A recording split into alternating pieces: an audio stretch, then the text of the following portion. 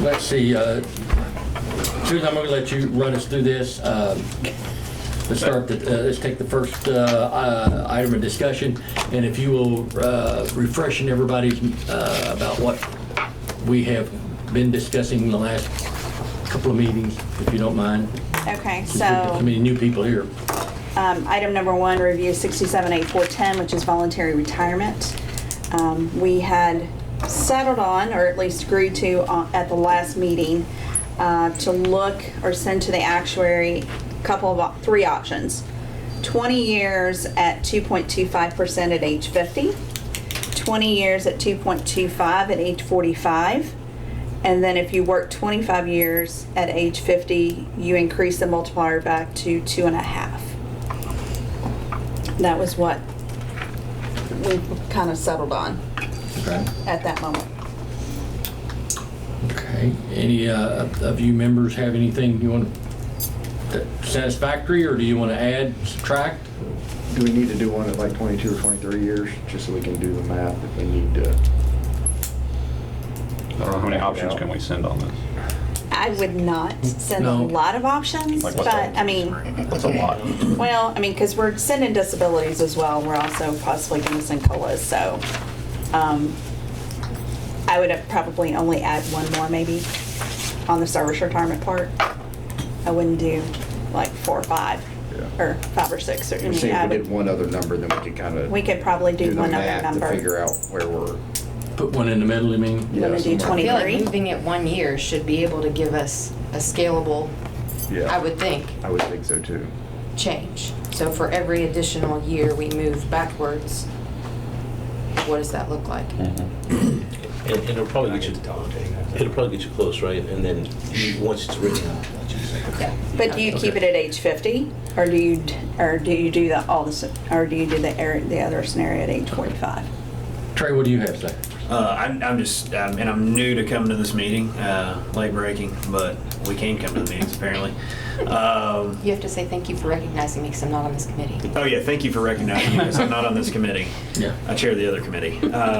However, how is it that we got to the point where this is what we want? So what is the why and the what here? Like, why are these the options that you guys have decided to start to narrow it into? And I'm just asking because I think that's the question that so many people had after our regular monthly meeting the last time. Go ahead. My thought was after we did listen to the ghost time presentation of how they were calculating, I started to wonder, like, if they calculate this time the same way they calculate ghost time, if it wouldn't even be cheaper for the fund to go back to 20, leaving it at 50 and 2.25 because the person is in theory giving up 5 years of raises and going out at a 45% instead of a 56% rate. Would that maybe be cost beneficial to the fund? And it may not be, but that's kind of where I started the whole process. Okay.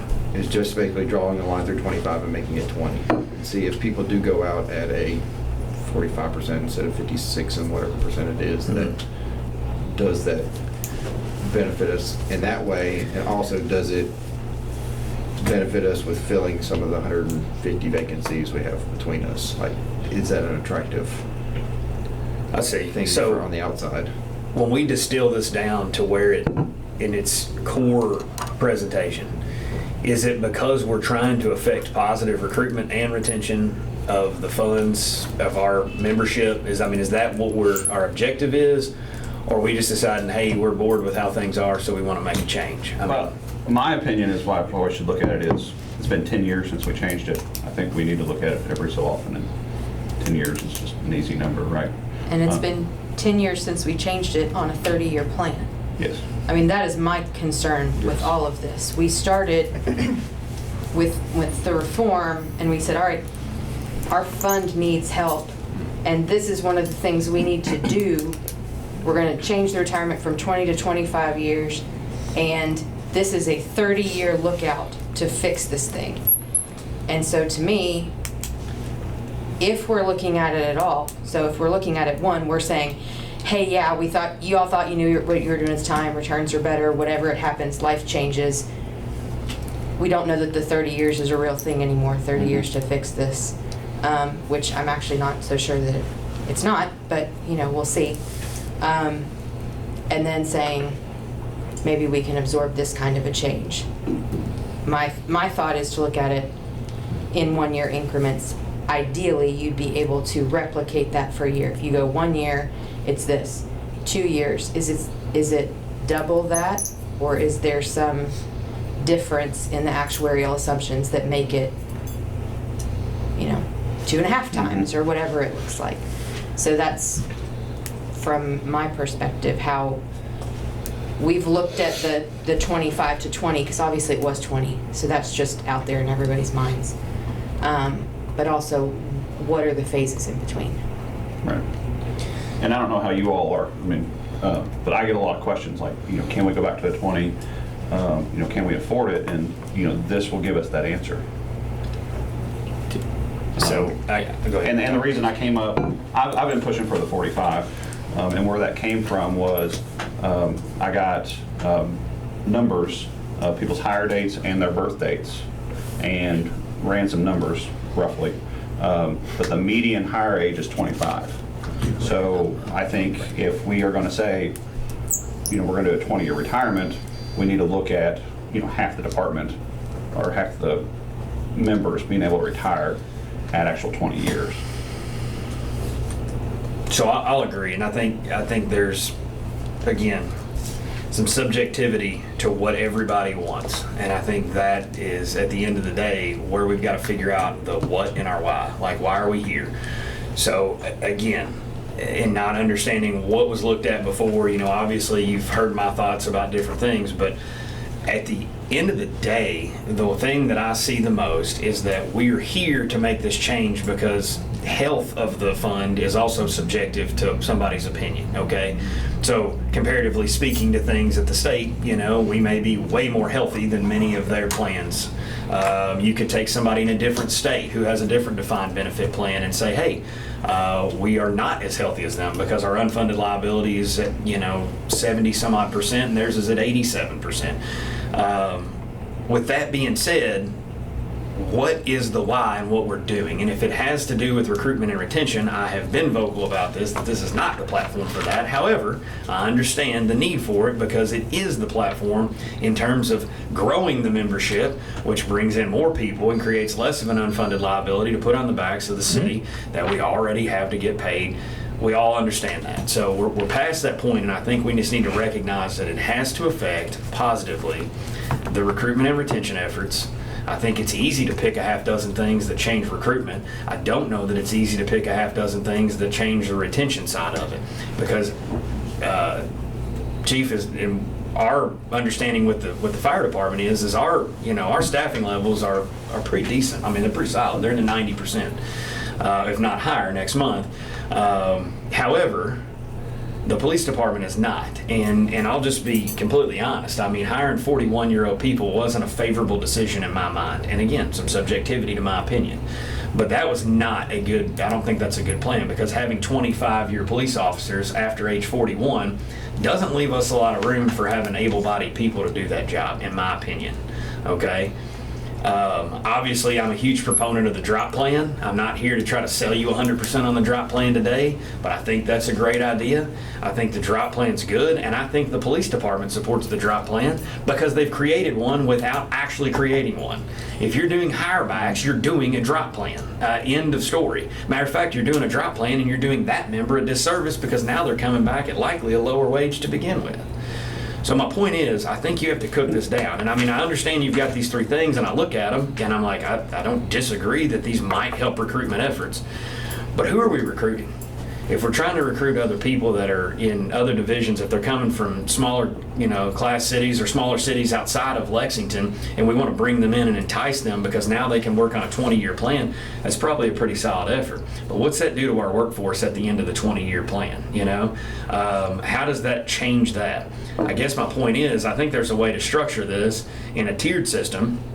Obviously, Lieutenant Pletsky has put together some numbers. I've looked at those, and I think he's got some roundabout figure of that, but I think it's tiered. I don't think it's as cut and dry. It can't be as simple as 20 years at this accrual rate.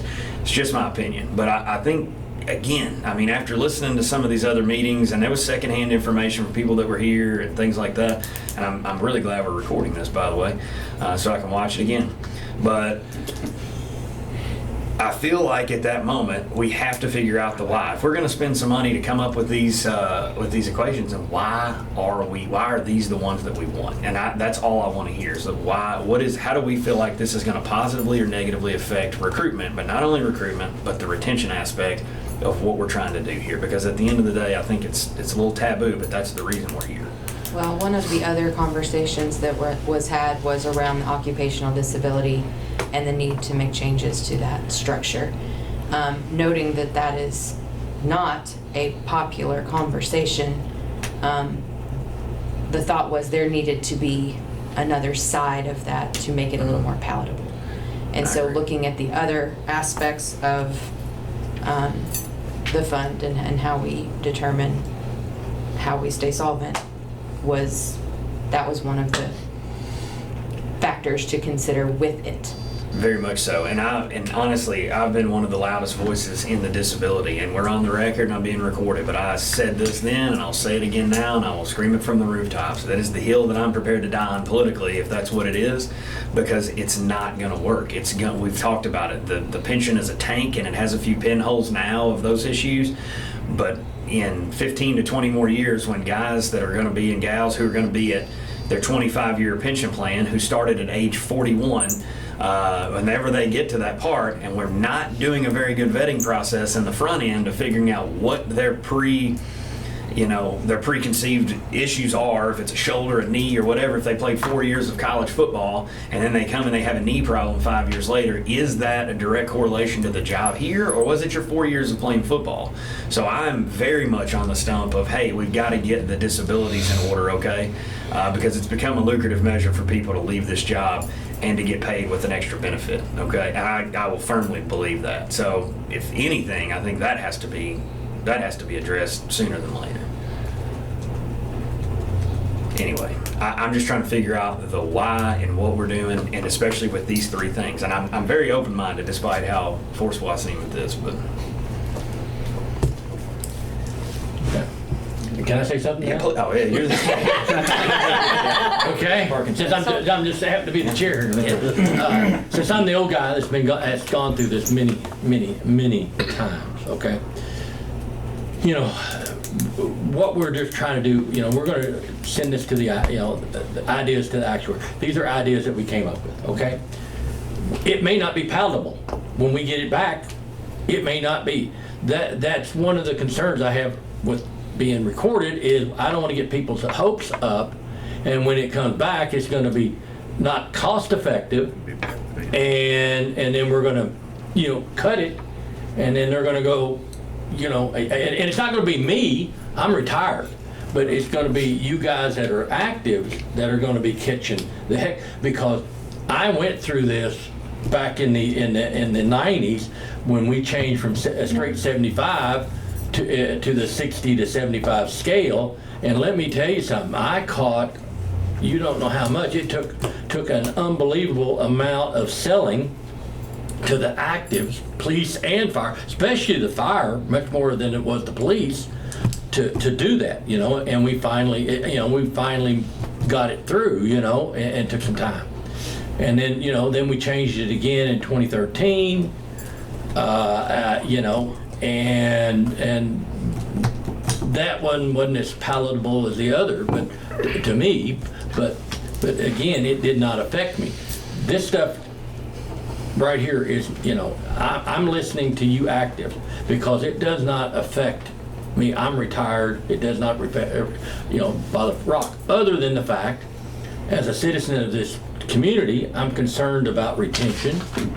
I'm very concerned about how short we are on police, because I may need them, and you too. Fire, yes, you all are doing much better than the police department is, but I also am really big. If you haven't figured out, after all the lawsuits I've had, I'm very concerned about the health of this pension system. Nobody's any more concerned than I am.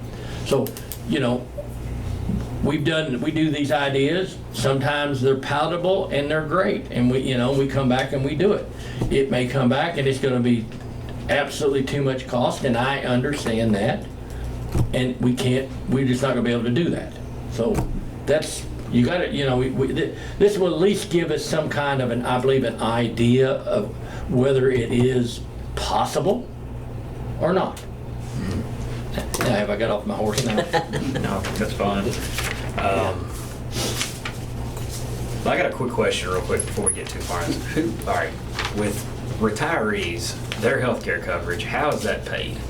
The city pays it, we Yes. reimburse the Yes. city? No, We don't? no. Okay. I mean, one would think that if you're dialing from what we had projected a 50-year back to a 45, that's going to have some increase on that number pretty significantly, I would think. But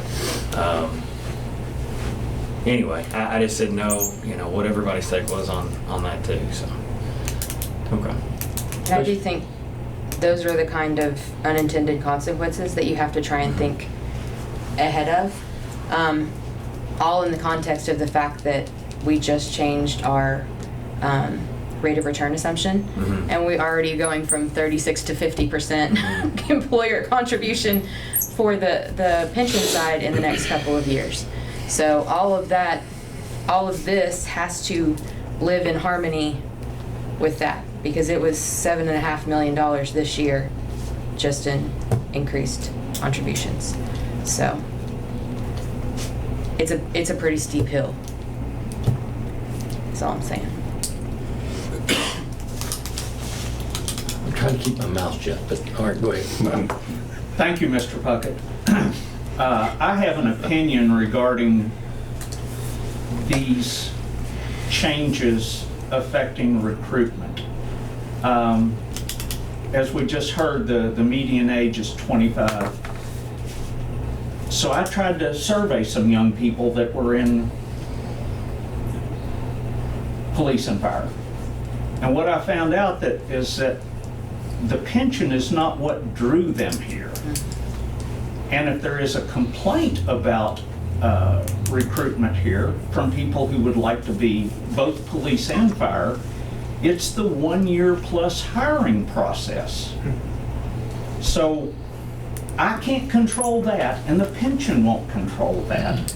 But I do not think, this stat is about 10 years old, but young people today, after they get out of college, are going to work 5 different places. This is not a 5 different place job. It is not easy to move in and out of this job. So I do not think these changes to our percentages are going to help recruitment. They may help retainment, but I don't think they'll affect recruitment. Yes, sir. If we went back to a 20-year, we would be the only agencies in Kentucky that are in a 20-year retirement. So it absolutely would help recruitment.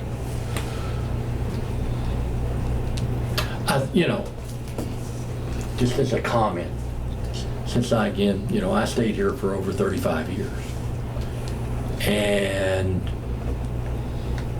it was nice when I hit that 19-year, 9 months, and 1 day to know that I could leave.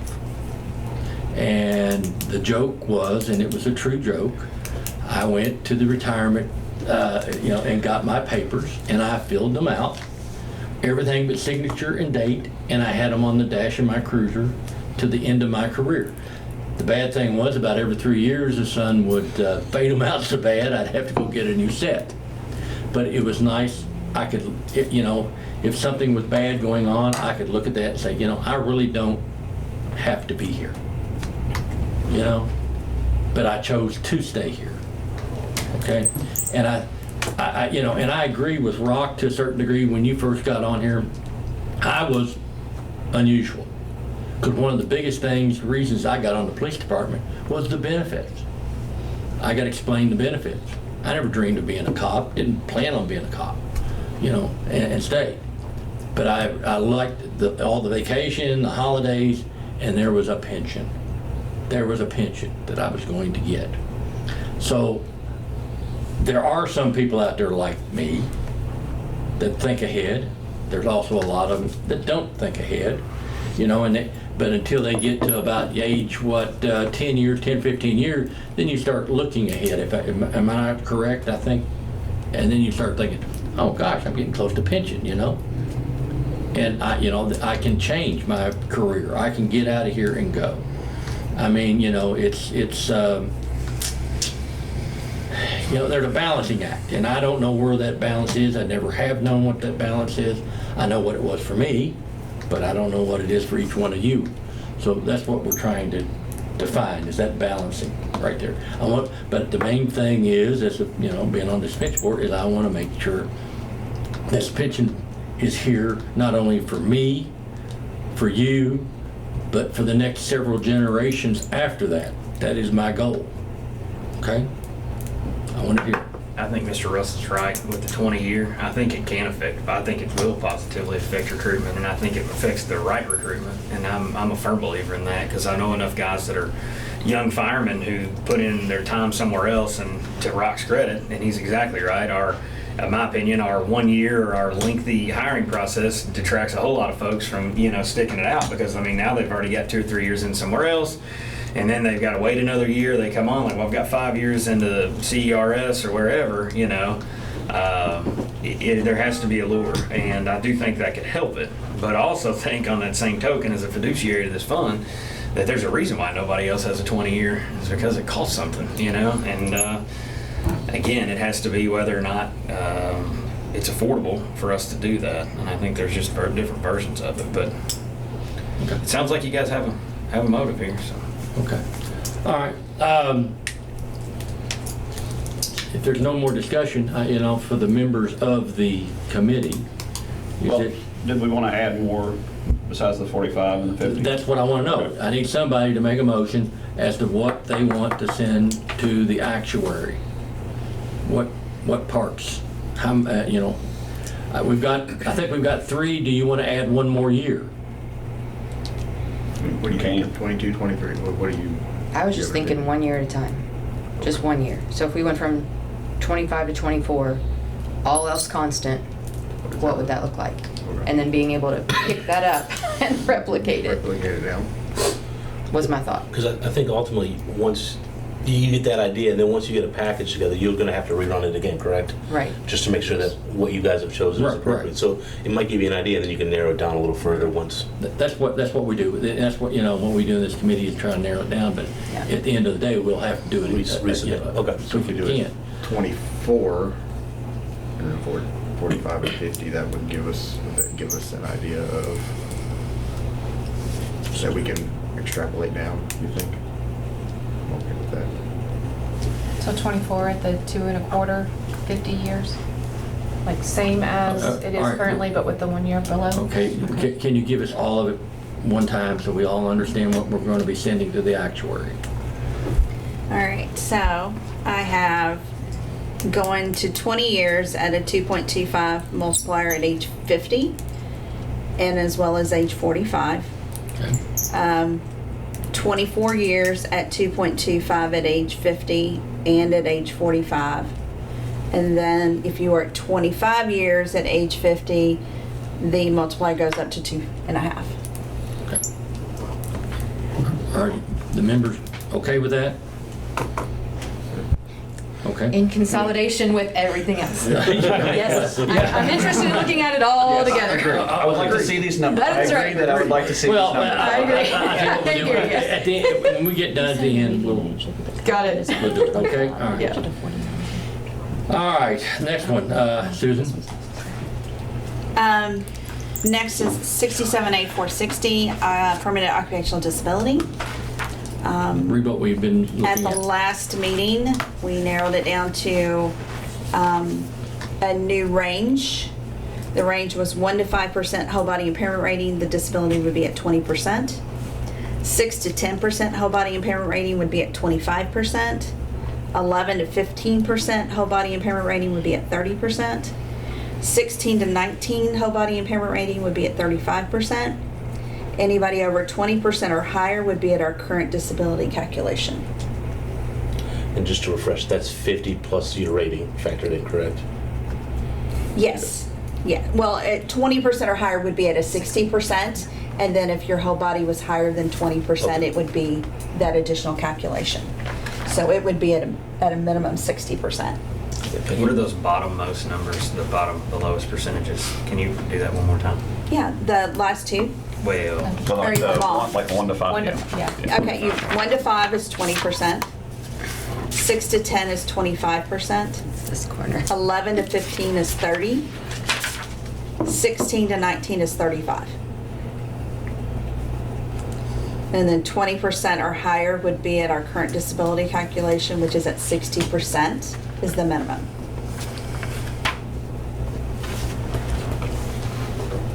Okay, I'm open for discussion. Yes, Sounds good. okay. What about the fire? I think it's a difficult thing to consider. Obviously, I brought up previously, there are concerns of taking care of the families, but I think if we look at a way to package this thing together, it's something we can definitely consider. Okay.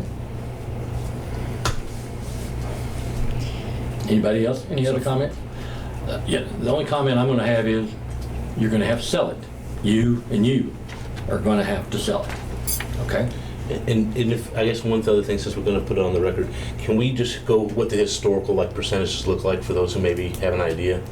Not necessarily what our total percent of disabilities are, but what are people going out on ratings so we can understand, how Okay, truly we've got impactful. we've got that. Are we going to have people that are totally damaged and can't work anywhere else being harmed? I guess No. we could say. No, the ones Put it that that are way. physically injured in multiple body parts, accidents, things of that nature, will be at over 20% or higher. Okay, thank you. So we are taking care of the higher injuries. What's our average percentage right now? What would we get? Disability percentage is about 54%.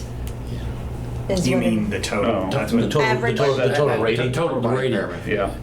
average rating is probably around Gee. 6 to 10. Okay. Yeah, I was gonna say 10. So we're not having And is people that- severely injured leaving. Is that both people that go out on disability and people that convert, or just Yes, the people that go out on it disability? is, because the way I have the spreadsheet, it's just everybody that's applied for disability, which would include those individuals that are over 20 years of service. Okay. So it does encompass them. So let me make sure I'm catching this right. Our average right now falls in that 6 to 10% range, most Right. likely. Right. Okay, and I would believe that from my time here. Yep. Currently, those people would be entitled to the 50%, and now they would be dialed back to 25%. That is correct. And most of those So there's gonna be a individuals sale. go and get another job. Yeah. That's not a fire department or a police job. Yes. Okay. Prior, I know this will be something to discuss further, but prior legislation was all on a go-forward basis. I think, right, when we changed them, it was on date of injury recorded. Yeah. So, Yes. so this That's is all, the- this is all perspective. That is due to, There's nothing retroactive on that's this. due to court cases that we have been sued in the past. That actually brings me back to number 1. Are we going back to everyone that is in the 25-year retirement? I mean, I think that really matters when they're looking at these numbers. Oh, yeah, it We're has to be talking about, retroactive. it doesn't have to be, Well, I mean, but. be suicide, but Right. it doesn't have to be. Boy, but Because that's, yeah, They're Yeah. gonna They're gonna quit and They're then gonna quit. come back. yeah. Yeah. if they're under 5 years, they will. Maybe. Or they'll go somewhere else. What is that date, 2013? July something with 2013? March March, 14th. there you go. March 14th. Because you can add benefits retroactively, right? You just can't take them away. Right. That's pretty much it. So All right. I think that needs to be said that. All right. The members of the committee, are you okay with sending that to the actuary? That Yes. disability? Disability, yes. Okay. Can we send it where we increase? Do we get a couple options on this as well? We can. Can we increase the percentages a little bit? To what? I don't know. Well, I mean, I'm just saying, like, you know, like, maybe going like from 20% to 30, starting there, and then go 35, 40, 45, so we're not. So my other question has to do with, just because I don't know the answer, I'm not asking a rhetorical question, more to the active folks. Should years of service play into this calculation? If you've got somebody that's been here 19 years, let's say 19, that has a 3% or whatever, shoulder something, does that make a difference versus if you have a second year firefighter officer wants to head out with the same impairment? We've looked at that. It's not gonna hit the people that have been on less amount of time that has a serious injury. Because Right, not harming the folks that we really need to take care of, but does it make a difference in the perception and, you know, because we're not wanting to The problem is. penalize the, you know. The problem is, and I'm having a tough time just verbalizing this, but like the risk is the same whether you have 1 day on or 20 years on, you know, so. I would disagree with you on that. I think you have inherently way more risk the more days you come to work, but, you know, maybe not. Right, but I mean, but you go to a fire and you're up on a roof, like you have just as much chance of falling off, right? I mean, I know that would be above the 20%, but, you know, that's an extreme example, but. I'm Well, just asking. I didn't know if that makes any difference to you. There is a part of the statute, which I always called the Puckett statute, because it's the only thing that ever affected me that I ever changed. And that was that when we were at the 60%, which is, you know, equal to 24 years, and, you know, with me with 35 and I got hurt, am I going to take almost 90% or am I going to take 60%? Well, that's not fair. So what we did, the statute says that I would get the 60% and then I would get 28% service. So you actually get two. One's taxed, one isn't taxed.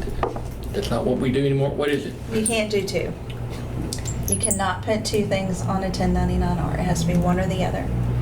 So they get the higher of the two, whichever it is, service or disability, but it's considered a disability. Right. Okay, that's what it is then. Yes, it's not. I just know perception-wise from sitting on the board and listening to some of these, it feels different if it's somebody that's 2 years in that played football and wants to go out versus 18 I mean, another years. option is we You keep know it what I the mean? same and you get 1 additional point for every year of service, so. You know, if you have a 20-year and you've been on 11, so now you get a 31%. I mean, I don't know, I'm not spitballing. proposing, I'm just asking. I'm just asking when we have to have these conversations, is that something that matters to? If I could, just Your so members. maybe I don't understand 100%, but is the question related about that the percent that somebody might get at 19 years in this scenario, if they only had a 3 or 4% rating, would be 20 so low compared to somebody else? Right.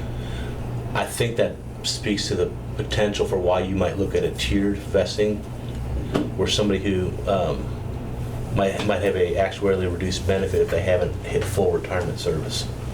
That might be a discussion for another time or another place, but I think it's something that Trey brought up. It's something that other pension systems do, so that if you're, right now it's all or nothing, and I think that's one of the things that actually incentivizes with the current percentage, the disability push, right? If I don't have my full 20 years of service and I have something tweaked, I either tough it through to get to that 20 mark, to get to the 50, or I just walk out and get the calculation. Yeah. If there's some type of tiering here combined with a reduced benefit percentage because you're not hurt as severely, A grossly reduced benefit. Go ahead. yeah, then maybe that makes a little bit more sense. So somebody could value and say, well, I'm going to get 75% of what I would have gotten had I been able to tough it out that next year. It's just hypothetical, right? Versus 20%. And now they're not being triggered through a lifetime of discomfort of service, trying to tough it through, and also putting other people at risk, right? We know that if somebody has a bulky back, maybe they're not as likely to get involved in an altercation to back up an officer. Maybe they're not as likely to be able to lift or cut or do something.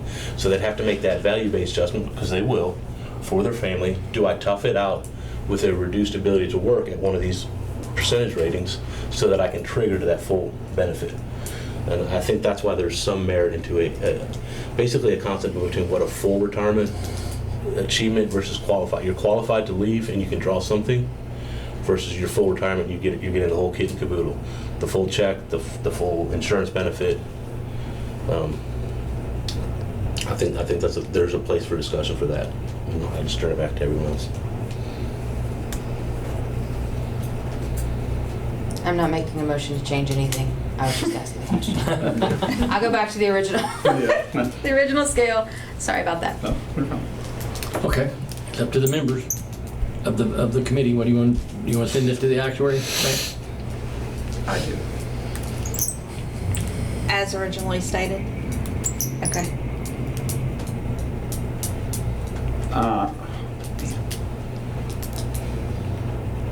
I think it's the argument or the discussion about, the 18, 20-year guy, 19-year guy, like, kind of skewed me a little. Sorry. I know. Sorry. What? I said I'm It's your sorry. fault. It's your I fault. know. I know. I would like to see something with age or with time in service, kind of like we were talking about, like a 1% increase for every year or something like that. Let's go back to number one, guys. We're just calling to see what we can do here, remember? Yep. Well, but my fear is that this number will come out really great and we're like, oh, this is what we want to do. And Yeah, it's gonna come out great. Hang on a minute, Susan's doing some checking. Yeah, we had a scenario, a Yeah. couple of scenarios we Yeah. were given that Yep, had the combination of the two. right. I remember that.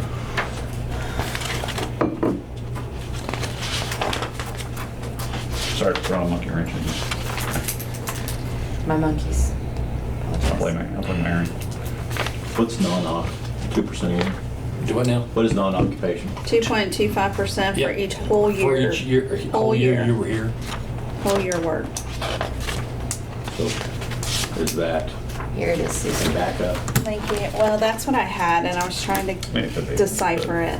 I mean, if we're running options, we can run this and. Is that Yeah, it? no, no, Yep. I'm just, You got it. so I'm just thinking if I've been here But 19 years and my 1% makes me go out, I bet I get my 2.25 times 19 regardless.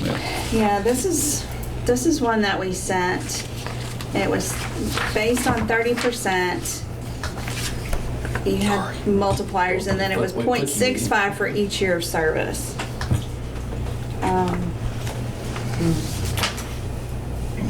Who else is This scenario here would only decrease 3.18% from what it was back then, which this is an 07 CAVMAC done. 3-point-some% of payroll.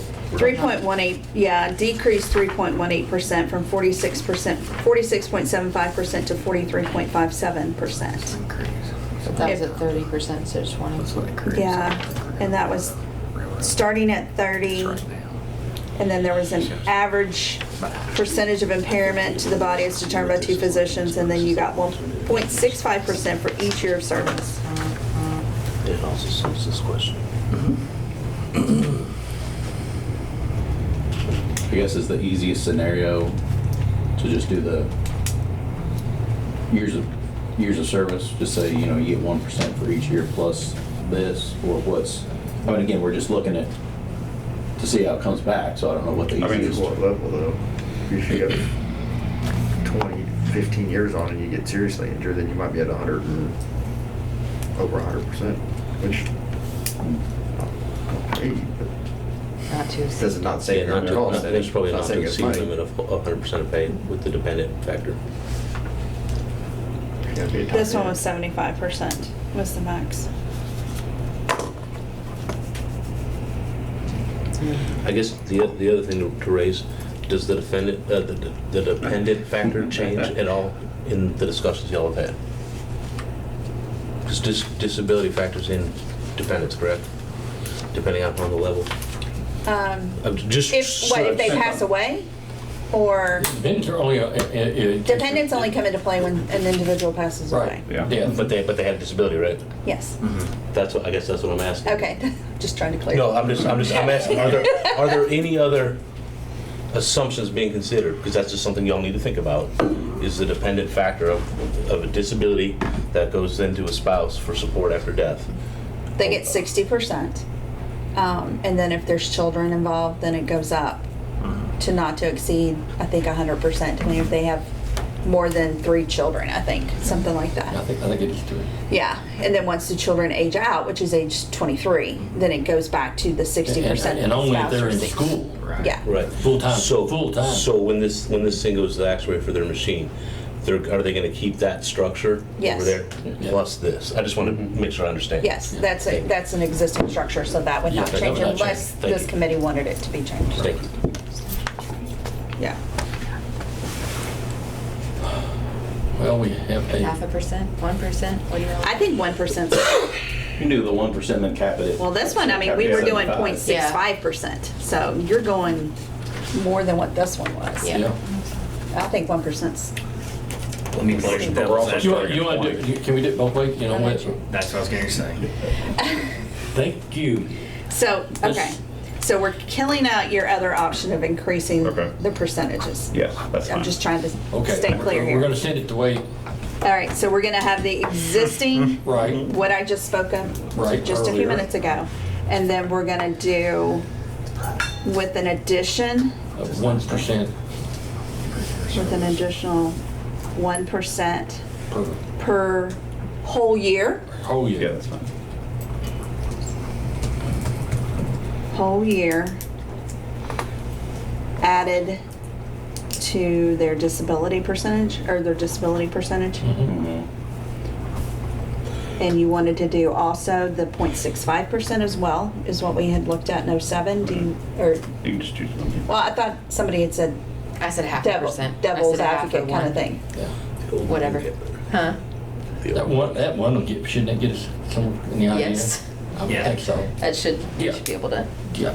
roughly half. Yeah, that'll give Get us close a, enough. that'll give us a, yeah, Okay, that'll give us so- a good idea. So Yeah, are we cap at gonna, we're gonna 75. do two, we're gonna send 2 for the COLAs. Right. Just Still. strictly the disability percentages that I had read earlier. And then the second one is those disability percentages with an additional 1 year per whole year added to their disability percentage. Yeah. Cap at Yeah, 75. cap it somewhere. Yeah. With the same limits, I guess, essentially. Yeah. All else cost. Max at 75%. Okay.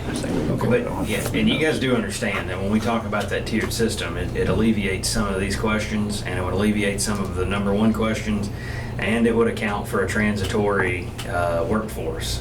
Just want to let you know that, okay? So I think this is good. We're gonna get these numbers back. It's gonna look great, but I think there's also an alternative to this. I'm glad that you're that optimistic. I think I'm being facetious. All right, so, the committee members. Yes. You're, Yes. okay, all right. All right, well, the next item I'm gonna table because I think Roger had spoke to me that he thought he'd send me something. I need to clarify and look at that. It's 67,500. We just need clarification when somebody withdraws from service and then they are rehired back. Which system do they go back into? Do they go into, if they resigned as a 20-year and they come back, do they go in as a 20-year? Am I correct in that respect? I think when we were originally looking at that change, it was to potentially let, for reinstatement, change under the ordinance so somebody could come up, was it 2 years that was gonna be the limit? I think, No, it was 5. It was 5. So- This was asked for by the chief of police. well, People- the state just made these changes last. Oh, did it? session. Okay, well, maybe that's where he got his idea from. But he contacted me about it. And what it was is that, the guy that comes here and works for 3, 4, 5 years and looks at the grass is greener on the other side of the fence, and goes over for a year and then realizes the grass is much better over here. And, but after a year, then, he has to go through the whole process and all that. And he was wanting to see if we could look at maybe rehiring out to 5 years, somebody's left out 5 years. And as long as he paid everything back into the pension, we get credit for his prior service, and then it would then take off again at that point and continue on. We just needed clarification to make sure which tier they were going back into. Am I correct, Roger? Correct. Yeah, 'cause I we don't can't know- handle- I don't know that, because the statute, when you reinstate, the ordinance may say one thing. If you all are trying to make it clear that it says you're only, wouldn't be considered a new member unless you didn't refund your contributions and that, and for the pension purposes, just to make sure the ordinance matched, because I wanted to make sure that we didn't leave some sort of lack of clarity, that if you reinstated and went back into the system you were in before, but under the pension statute didn't refund your contributions, that you couldn't theoretically have someone that only had 16 years of credible pension, but had 20 years in their prior service, and then, apply for some sort of a prorated retirement. That was what I thought was maybe a hole in that, to make sure that if you all don't want that to happen, to make sure that the ordinance for reinstatement and the CBA rights match with how you want the pension to work. That actually did occur.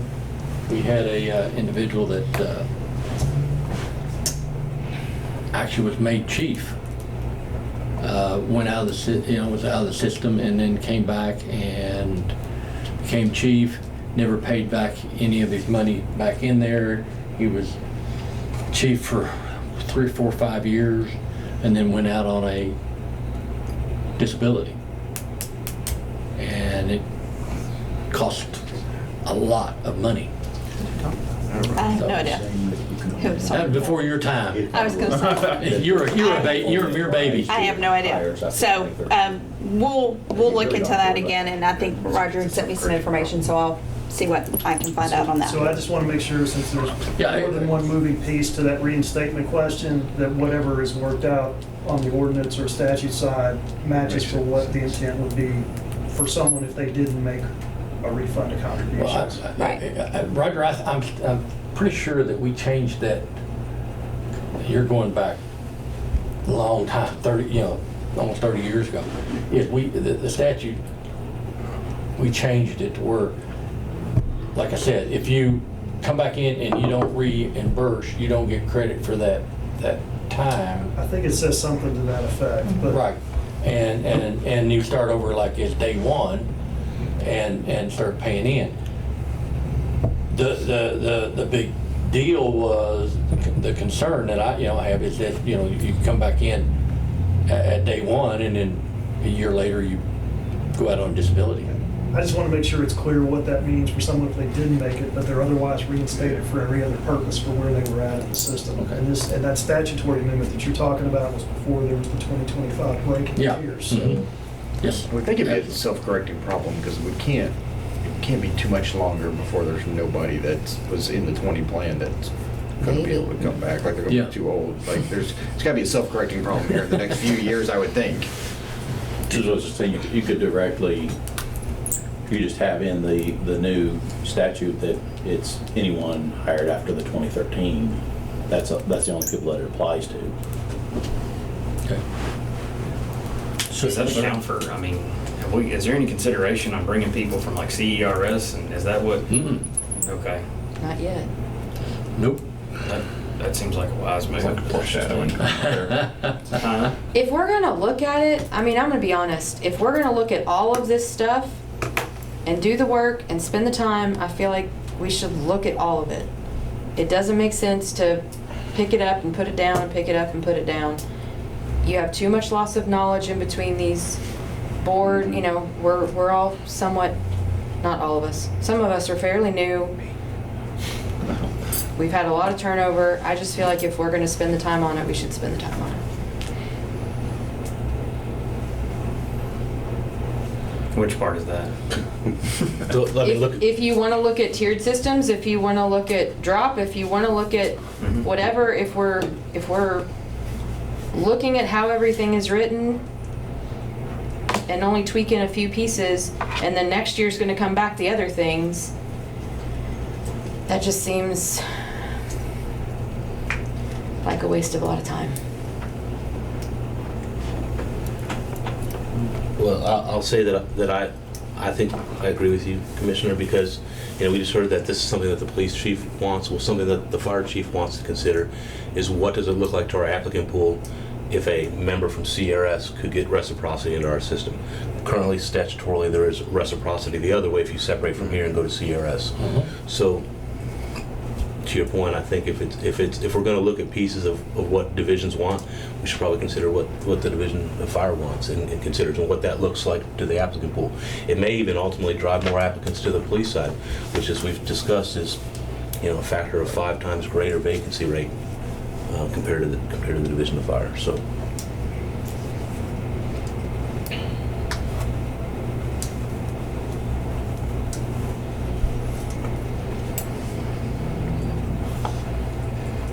Logistically, how do you envision that working? Just somebody comes in from CERS and they can buy whatever time they had at CERS into the system here? Essentially, the way the statute works the opposite way is if you have a withdrawal letter from here verifying that you were in a hazardous duty type position and you're then going to work into a hazardous duty type position under CRS, you could then, you basically can't get 2 years of service, right? So you have to withdraw the money from here, get the letter, then you would go to CRS and you would say, hey, look, I've got a letter here saying I worked from January of 21 to December of 22.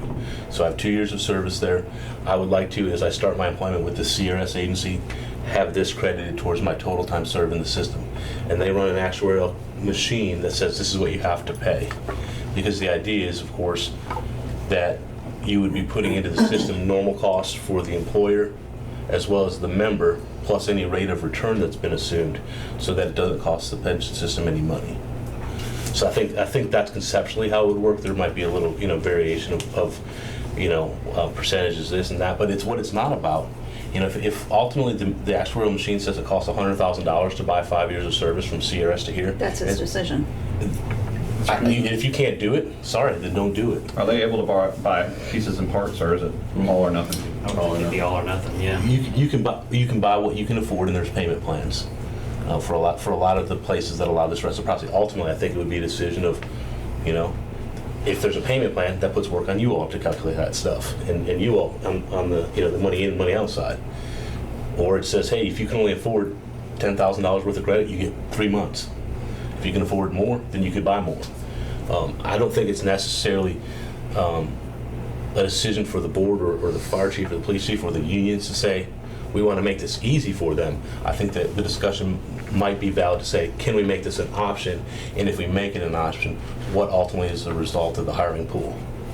Because that's why we're here to begin with, is for the recruitment aspect of this.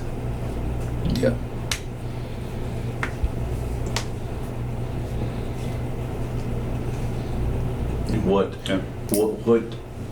How many years of service do you think would be, on average, would be carried over?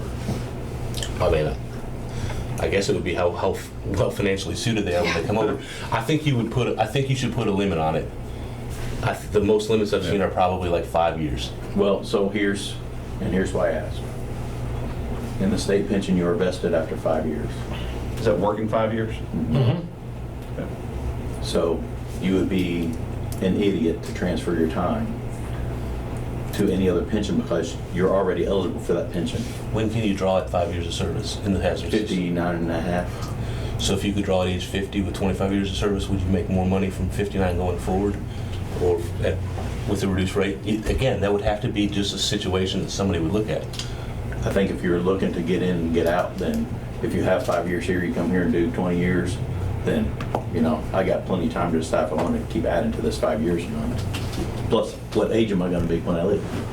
I agree. There are always a bunch of different variables, but again, if the idea for us is to cast a wider net and to encourage people to want to come with a benefit package that would cause more people to take the exam and ultimately be potential valid applicants for both divisions, why not look at the pieces that are available? There are many pension systems that allow reciprocity. And I don't know what it looks like from a police standpoint, but again, from the fire side of it, when our voice is heard, it's that people want to come here for, and I hate to be this way, but the prestige of the job itself, right? I mean, we're the largest fire organization in the state. Like, that's where they want to be. Our pay is very comparable to that, that title, and I think that's why people want to come Must here. be nice. Huh? Go ahead. Yeah, well, I mean, I don't know how to help guide you on that, but it's, that's the other side of it. So there's always those lingering people who are like, I kind of wish I'd go to Lexington, and they don't want to take that leap of faith. And part of that leap is that they've got time in with the state. And I'm just going to pick Georgetown, Winchester, Nicholasville, Danville, places like that where we hear people, where we get those, feeders that come in.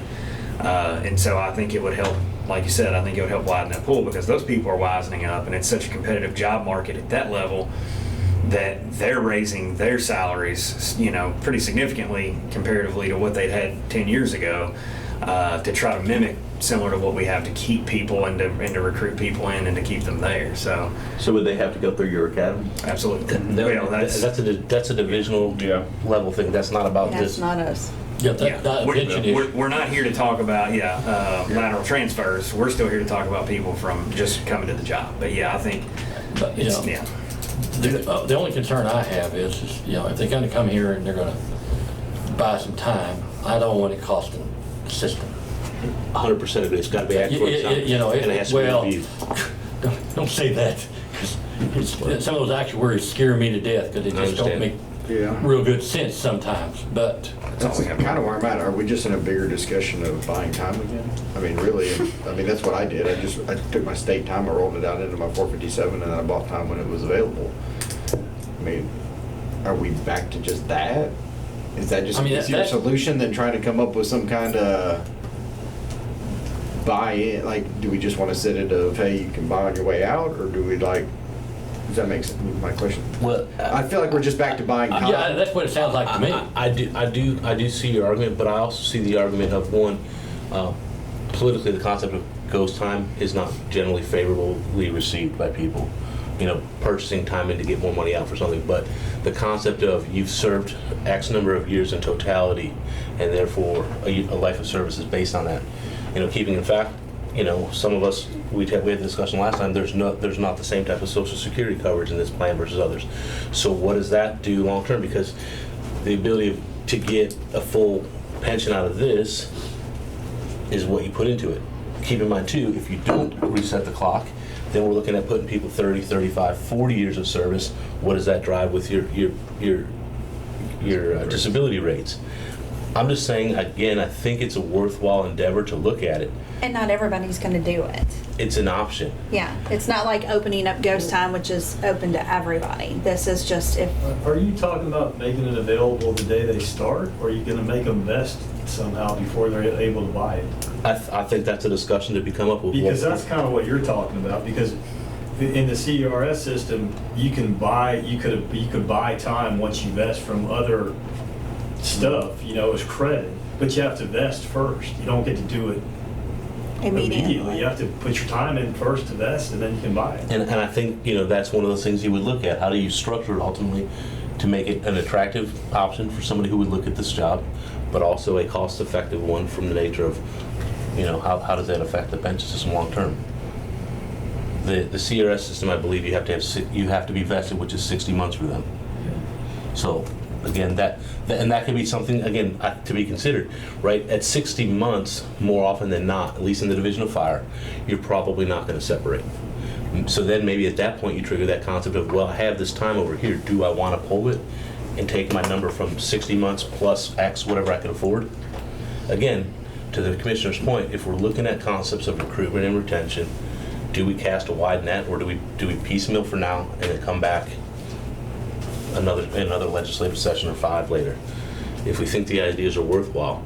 Because the reality is, it's with the job market tight, it's tight for everybody, and these are going to continue to be issues. So if there's models out there that appear to be working, I don't know that we're so vastly different that we would just say that's not an idea to consider.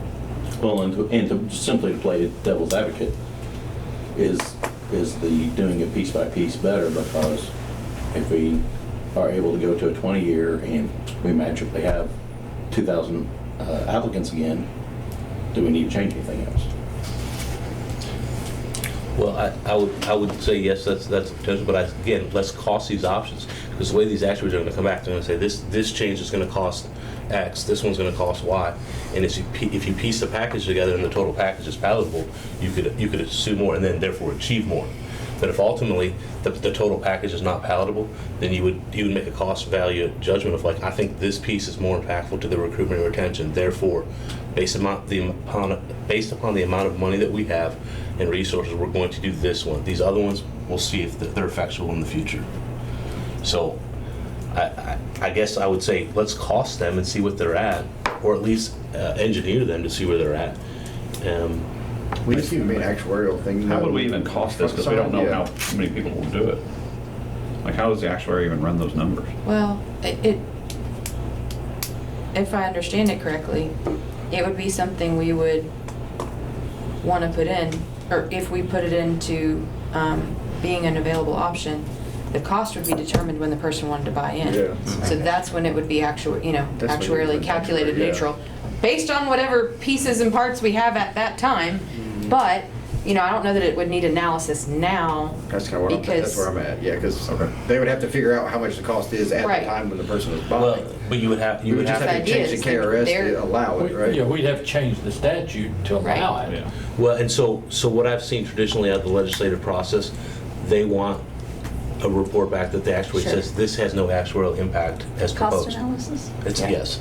And so Yeah. you send that to them so that they verify what we think we know, that Okay. it isn't impactful. Well, And it'll then- be an impact. It'll just be calculated at the time the person wants to buy in, and it'll be Right. handed to them as Right, but a- it wouldn't be a plan impact. wouldn't be a plan impact. It would be a Right. cost for us. Yeah, they're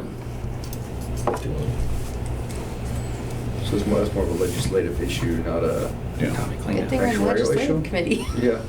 Well, we would have to send it to the actuary, and they Yeah. would give us a statement that says that There's no impact. there's no financial impact Right. until the member pays, and it would be or actuarially cost neutral, whatever. But you have to have that statement when you send anything to Frankfurt. Correct. So if we want to look at this is a statute addition, then it would go to the actuary as a final push. They throw an extra sentence Yeah. in there saying it's not going to. Yeah, and then we have time to. okay, so we at got to least write something. figure it. We need to write something up, how stating this. Do you have any, I mean, to what Dave said, I think we mirror a lot of the similarities based upon what's available in the reverse of us. And essentially, you have to have, if we want to say you have to serve so long here, say 5 years, and you have to have service in I'll be honest, if you want to cast a far net, you can say any pension system. Maybe we just say a state system, like CRS, in a hazardous duty position, right? That's what we're talking about here, like for like. Then you could therefore purchase that credit with verification of withdrawal from the other system. Because again, it's not about getting double pension credit for a year. Capped at 5 years, or And- something. Yeah, capped at, limited to 5 years? Yes, limited to. Vested at 60 months? So are you talking about, like, we already have in your all system, 67A 500 subsection 4, it says for us, or for you, it says any member who's received, who's entitled to receive a refund, but who within 6 months of becoming entitled to receive such refund qualifies for membership under divisions of a fund in effect in another government adopted pursuant to law, shall have the option of paying this refund into such fund, in which event he should be deemed a member of such fund, and his account therein shall be credited with all contributions, including those picked up pursuant to 67A 510 subsection 2 and service under his original fund. So the way I read that is you already can just, if within 6 months of leaving here, if you put all your contributions into this other governmental fund, you get your service credit. Does somebody read that different? But you're saying leaving here, correct? Leave Leave here. here. Yeah, leave here. We're We're- wanting them to come back. So I guess the question So we would is, Come first. if we wanted other people from CERS to move here, I guess it depends on what the contribution rates and how they match. Because It- They It's, don't it's, match. it's, They don't match. but it's not about that. Be a cost. It's about saying that if you were to get a year of service here, it would be normal cost for you, plus what the normal cost for the employer was based on the rate of salary that say in 2021, what a firefighter would have made in 2021, that was pensionable.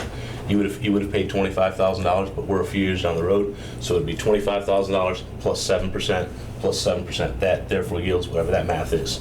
If you can cut us a check for $25,000 plus interest, you have your year of service. That's the concept.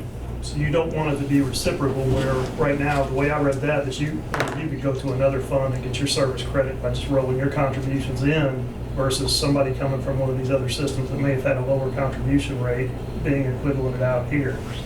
They want to be able to buy into our system at our rates. I don't think, I mean, Time. for my members, I would love for them to pay in less, but I don't think that's a very good actuarial. Is that what you're saying, sir, to bring in It's not less good for money? the pension. To bring in less money to the system to buy credit? Yeah, that'd be great for the Yeah. individual members. I don't think that's a discussion to be had by pension fiduciaries. You're not interested in revisiting that section Roger's talking about. You're just talking about going to one way.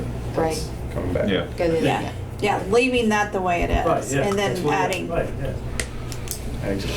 So, yeah, and the other thing to consider is, so they would be, if they have $12,000 in their pension after 2 years and want to come here, that 12,000 can merely be rolled over into the $100,000 that they're going to have to spend to buy their 2 years. Correct?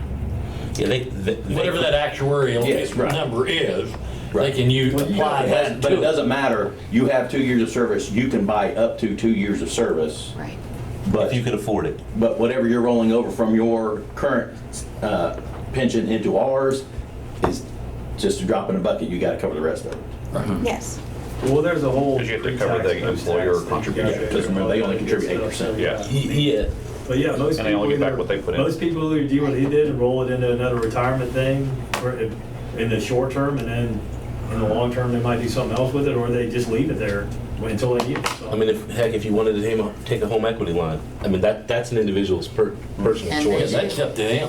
I don't care. Yeah, that's to me Yeah. not, but to me Oh, it's yeah. about, would this lead to more people signing up to take the exam and therefore to be chosen and then therefore to deliver service to the public and to be there for each other so we're not working extra overtime or running short and all these other things that then lead to disabilities and burnout and all the other costs that drive the cities, are driven to the cities. So really what I think you're talking about is just an amendment to the purchase of service credit statute that we already have, and make a new category where you can buy time that you, If, from another system. if that's where it want to be printed, that's fine. I don't care where it gets inserted. I just would like us to at least look at it to see if it makes sense. If it ultimately doesn't make sense, crumble it up and throw it away. But I think it's a worthwhile thing, and I know it is something that Chief Wells has expressed would potentially be valuable to the fire department based upon people who come take our test and then find out, hey, I've got 5 years, but I know I got to do another 25. Well, that's a deal breaker for some of them who then don't show up further. Maybe if they could do 5, figure out how much they could buy, and they only have to do 23 more, maybe they stay in our process. Yes, ma'am. Another thing that may be something else that we need to look at in regards to this is that I know when individuals purchase time, they can only use a 457. We can't accept 401k funds, so we need to probably. Yeah, I mean, however you all think it's best. Is that a federal thing or is it? Yeah, well, we'd have to talk to Whitney about that, wouldn't we? Yes, I have it written down. That because Yeah. we can't accept. That's our Whitney is our tax guy. status Our- of It's things, gotta whatever be works. the right, it's gotta be the right kind of money. You could get a home equity loan, but you have to run it in a weird way because you can either take it out of your paycheck or you gotta take it out of the same type of fund because of the tax consequences of doing it, so. Yeah, because I know with It could ghost be- time, we it only could be accept wider than that, 457s. But yeah, that's for him, yeah. Yeah, We could I'll do just the check with statute Whitney. Where they could buy it on installments like you currently can for ghost time, right? Yeah, but if there's a calculation involved, because there's a percentage interest rate Yeah, and ceiling it and changes, no floor. it changes yearly. isn't it? Changes yearly. Yeah. So, okay, I'll check with Whitney on that as well. So, we can pull up something from CERS or KPPA and see what they've got and bring it back. Okay, all right. I also need to see what it is that the current tier for state retirements, what is that fund considered? Because they're in that modified system. Yeah. Yeah, they're in tier 3. Is that money transferable? Well, again, it's not necessarily about what's good for them as the individual. It's their It's whether there's an option for them to do it, and if they can make the option work. If they want to get hit with a huge tax liability because it's worth getting 4 years, so be it. That's a poor That's not planning on choice. ours. That's a poor planning choice on their part. I think it's our responsibility to see if we can make this work in a way that is consistent with the guidelines of the plan and what they can accept and not accept, and whether it would be impactful potentially for the recruitment purposes. Okay. We'll look and we'll bring something back. Okay, is that all right with the members? And if we need to, we'll reach out. Thank you. Next item is 67A690, which is increase in retirement annuities, AKA COLAs. The last conversation was to keep our existing tiers and adding 0.5% to each tier. So 40,000 and less would be 2.5%. 40 to 75,000 would be 2%. Anything over 75 would be 1.5%. There was also conversation about moving the range, leaving the existing percentages but moving the range. I have it. The new range would be under 50,000 would be 2%. 80,000 would be 1.5%. Anything over 80,000 would be 1%.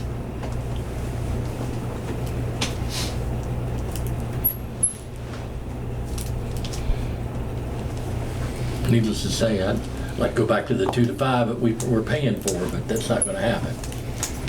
Yes. I'd like to throw another monkey wrench in here. Yep. Rather than contribute to the unfunded liability by doing it this way, I think it would be far more palatable to the Urban County government if we were to do a 13th check.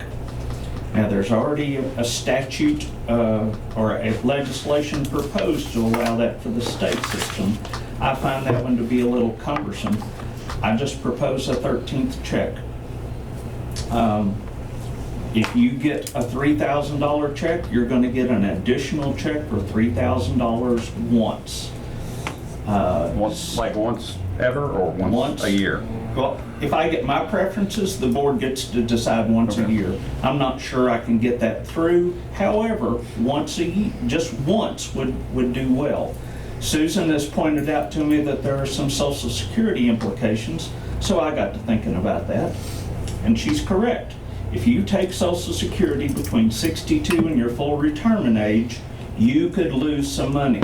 The problem is after you're at full retirement age, you can make all the money you want. So, for those of us who are over that, it doesn't matter.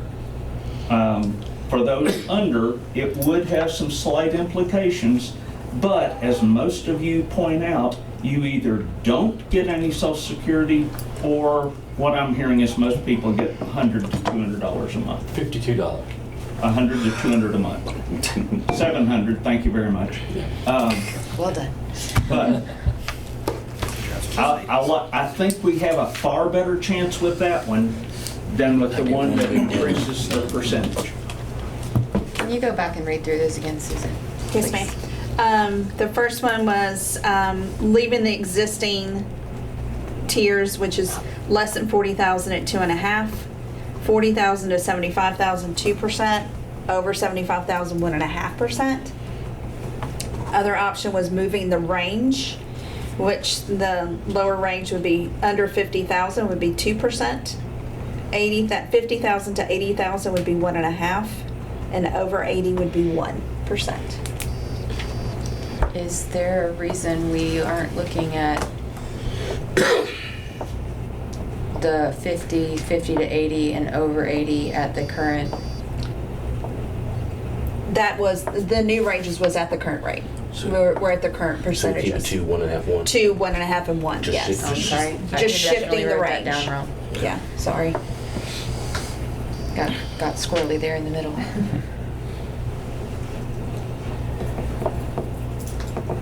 Maybe. Yeah, you got that done. Okay. It's been a long meeting already. With my proposal, you wouldn't even need an actuary. All we gotta do is say it's gonna cost us whatever payroll cost us. Do we, What is that, Have like we 6 by million a chance month? had that conversation already and know what those numbers Is that might like be? 6 million a month? $4 to 6 usually, isn't it? 4 to 6. One somewhere in that- time, $6 It's, million. well, I think payroll is roughly 6.3. Yeah, somewhere right there. But I don't know what the percentages of, Are you ready? Under 50, over 50. well, what the contribution, I just know what payroll is. We know what, What I pay out Right. is It- roughly it- 6.3, somewhere around in yeah, there. yeah, about 6.3 if I'm not mistaken. Average, Yeah. something like that. I think I worked on that or something. But of course, that changes. Well, I guess in my head, it would take, say the balance had $100 million, and then we had to pay an additional 6, right, for this. Then in 5 years, when the numbers get crunched again, that's when potentially there would be an actual impact. If the market had returned enough to close that 6, no impact. Is that how that works? Is that how that works? Because I would think so. you're pulling money out, and then it would theoretically drop the pool, and then it would be looked at. Well, just so you know, we lost 20 million last month, so a $6 million hit is a small hit compared to this one that's going to be amortized forever. Sure. No, I agree, and I think the state systems are the state system was looking at they don't have any COLA currently, but they were looking at instituting 1.5, and that was going to cost $352 million, versus like Rock said, a 13th check concept of about $200 million. So just to give you an idea of what Oh, yeah. there's a tremendous difference of financial impact.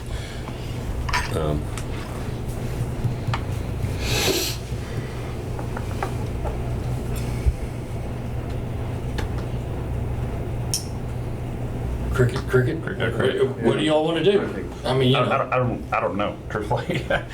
Well, would this not conceivably be one that you send the numbers out and see what it at, and if it's so astronomically unpalatable, then the Go fallback is back. It's the is a 13th saying, is this more palatable? Is that what? Well, I mean, haven't you always talk about the 85%, like we have to be like 103%? Yep. 1%. We will, it is Never gonna happen. never gonna physically impossible for us to give a 3% cost of living at 100.1% funding. Now, at 100% funding, the Urban County government's contribution drops. So there is nothing magic about us getting to 100%. Even if you gave a 3% cost of living, you won't be able to, because it has to be 85% after the cost of living is given. Have they ever given like a number or about of a number what that would cost, like money-wise, like millions? When Tommy and I were in these meetings, we got a number for what a 1% cost of living was, but it's been 10 years ago now, and I do not remember that number. It's big, though. Yes. I even commented at the time, if I was on the Urban County government side, I'd be going after cost of livings too. Excuse me. Cost of living is probably about, the COLAs are probably, they're a hell of an expense. Oh, yeah. But you know, to talk about that, we're putting in, you know, a lot of your 12% is you're prepaying your cost of living. That's what happened back in 1980. I think you're over your $10,000 budget for your actuary, but ask him what a 1% cost of living would run. Well, our last option, I feel like, should be pretty affordable. You what? I said our last option, I think, should be pretty affordable when we asked about that one. 13 check. What? No, The 13 check? No, the buying in. I feel like that one should be pretty Yeah. no-brainer. That's probably, you're paying 12 and the state's paying 8. I will say I definitely sympathize and understand the retiree pain. If you look from the time that this was implemented in 2013, about the first 5 or 6 years, a 2% got you where you needed to be. It's these last 3 or 4 years that have really taken a bite, and that's why I kind of, you know, not being obviously the one that talks about the numbers, but just, you know, kind of looking from a membership aspect. if you had the ability to every 5 years look back retrospectively at what cost of living had done relative to the COLA in place, and then scale a potential 13th to make up for what was lost for that last little bit, you know, that I do feel, I can only imagine, right? Because things are more expensive at my end, and we've received raises, you know, either step raises or COLAs associated with our scale shift, and to not have it match, it's difficult you for know, sure. It's definitely, you know, I mean, you got to realize I think the average pension is what, 56,000 or so? Isn't that what it was, Susan? Then we looked it up. Probably, it's probably going up though with all the It may be, newer- but the newer last time guys. we looked at it, it was like 56,000. I mean, you know, and when you got 9%, you know, it's definitely feeling it. I feel it. Well, you know, and especially if you don't have Social Security that came with the COLA, right? Absolutely. Yeah. You know, hey, I went from 48 to 52, you know, so that was my big raise for the month, okay? So, you know, yeah, it's there, and it's just, it's very difficult for me that we fought in 1980 to pay all this extra money in to pay for a COLA, and then it gets taken away, and you know, and you all are still paying it, paying more. Actually, you know, we only paid 11%. Now you're paying 12. You know, so which is high for, you know, most of the pension. You know. It is. But the thing is you know, Brock and I, we've got to try to take care of our retirees, and they are feeling. Absolutely. I mean, especially the older ones that went out, you know, 25 years ago. Yeah. They're up in their 80s and so forth. I mean, you know, their pensions have not grown, you know, and you know, they're feeling a bite. I mean, and I'm not going to tell you that I don't have some that call me, and I actually send them some money. Because I do. Because I'm fortunate enough that I can do that. Because they don't know whether to buy groceries or to buy medicine. Yeah, choose the least important. You know, you got to make that choice. And ultimately, you know, there's one of the discussions that happened at the state level was, is getting $20 or $30 more a month in your check impactful? Yes. If you've been holding off on buying hearing aids and now you get $1,500, or you know, you get a check for basically another month without having another month's expenses, can you buy the glasses or buy the, you know, HVAC upgrade or whatever you needed? So I think it's definitely something to consider, because, you know, it's needed.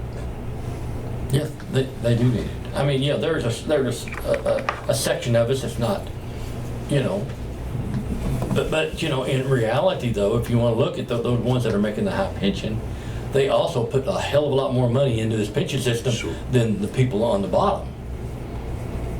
So is that, you know, fair too?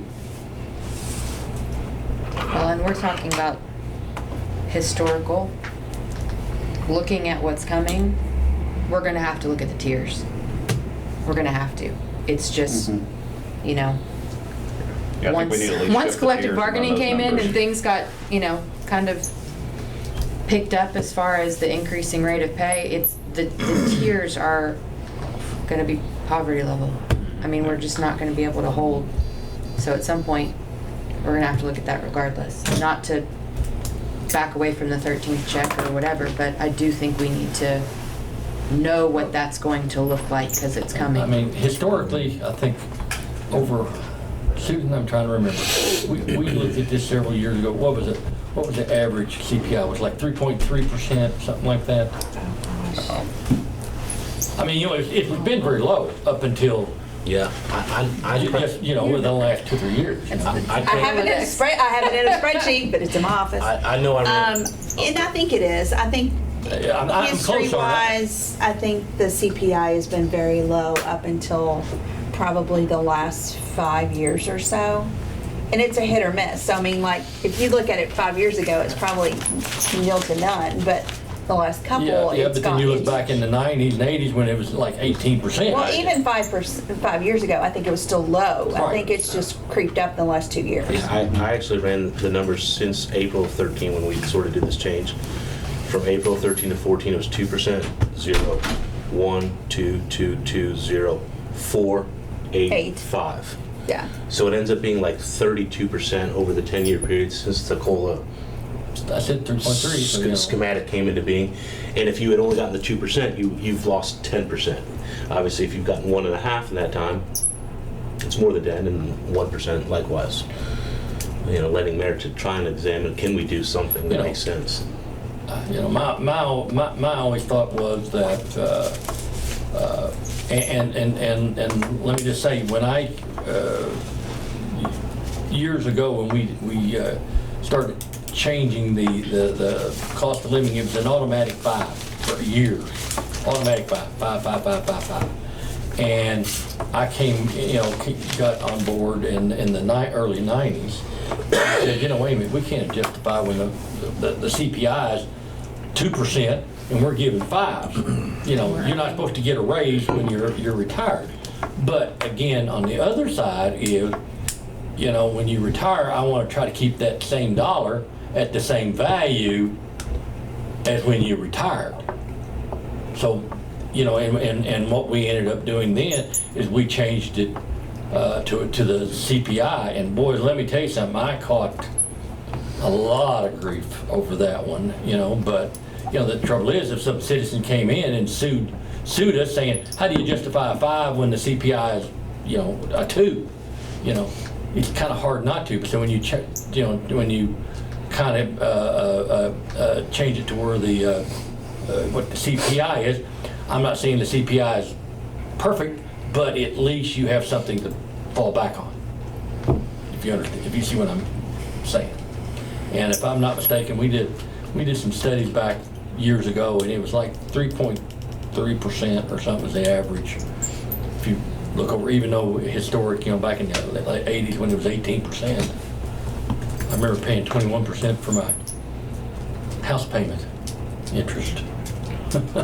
I agree with Aaron in that I think the range is going to have to get moved. Yeah, we're going to have to shift it. Oh, I think. And what about adding a yeah, fourth there's no one doubt. that's lower? Yeah, I agree with that. You don't have many that fall in the lowest category. And Well, we do, but they're all the older folks. yes, Yeah. That's what I'm The saying, new like- people that retire are going to hit Yeah, we- 50,000. Could we add another, like, 30,000? 1030 is my hard stop. Like that bottom one would be like 30,000 to 50,000, or just, I don't know, I'm just coming up with a number. Yeah, I would have to look to see how many would be in, That way- how many you would have to grab. Well, I mean, we just Like add a changed the 2.5. minimum You add like a last 2.5% year. to the very bottom. I think is what he's saying. You know, Yes. we have a minimum pension, and which is what, 1,500 a month. 1,500. Yeah. which is 1,500, which is what poverty level is, okay? We used to be 1,250, went to, and we changed that just by going from 1,250 to 1,500, it was like No, it was only like 4 people. 12 people. Yeah, it wasn't very many. It wasn't many at all. But, you know, but we've had a couple here lately, if you notice on the pension, that they were, you know, when the widows, they went below the poverty level. And we had to, you know, give them the 1,500. Right. So, I mean, there's a bunch of them out there. That's what I'm saying, like, if we increase their percentage, I think we would really do a benefit to them, you know, maybe with minimal cost. what's the absolute minimum anyway? 1,500 a month. 1,500. 18,000. So if you did, I mean, you could do a below 25 and 25. Yeah, I mean, or 50. I just threw out a number, but Yeah. yeah, I just made it something else. What say the committee? I'd be interested in looking at that. Yeah. Or what range are we looking at now? So Susan knows what. I don't know. I'd like to see the numbers of how many people that affects. Like, you know, how many people are getting 25,000 and less? How many people are getting 30,000 and less? Before we kind of finalize that number. Well, but Does that make sense? I don't Like, you're have not that. gonna- I know you don't have it. You don't have it here. No, you don't have it here. Susan, I know you don't have it. I'm just sitting there going, No, it could how be- long would it take to find that out? It's not very long. It's a Can we query. just come up I with a just run number a and- query and just filter out how many people are under 20. I could go do it now.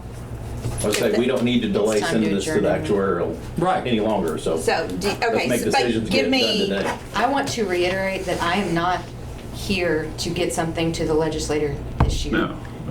I don't want to rush this process. I still think we have 2 other things that we need to consider, and I'm not in a hurry, so it is time to adjourn. I'm fine with looking at it, and I don't necessarily want to send anything until we have the full package. Absolutely. That's my thought. We're not gonna send parts. That's just gonna be So expensive. do you want me to bring back who makes less than 25, who makes less than 35? I mean, give me some ideas here, please. Just do Yeah, just do let's 25, 30. let's go with 25.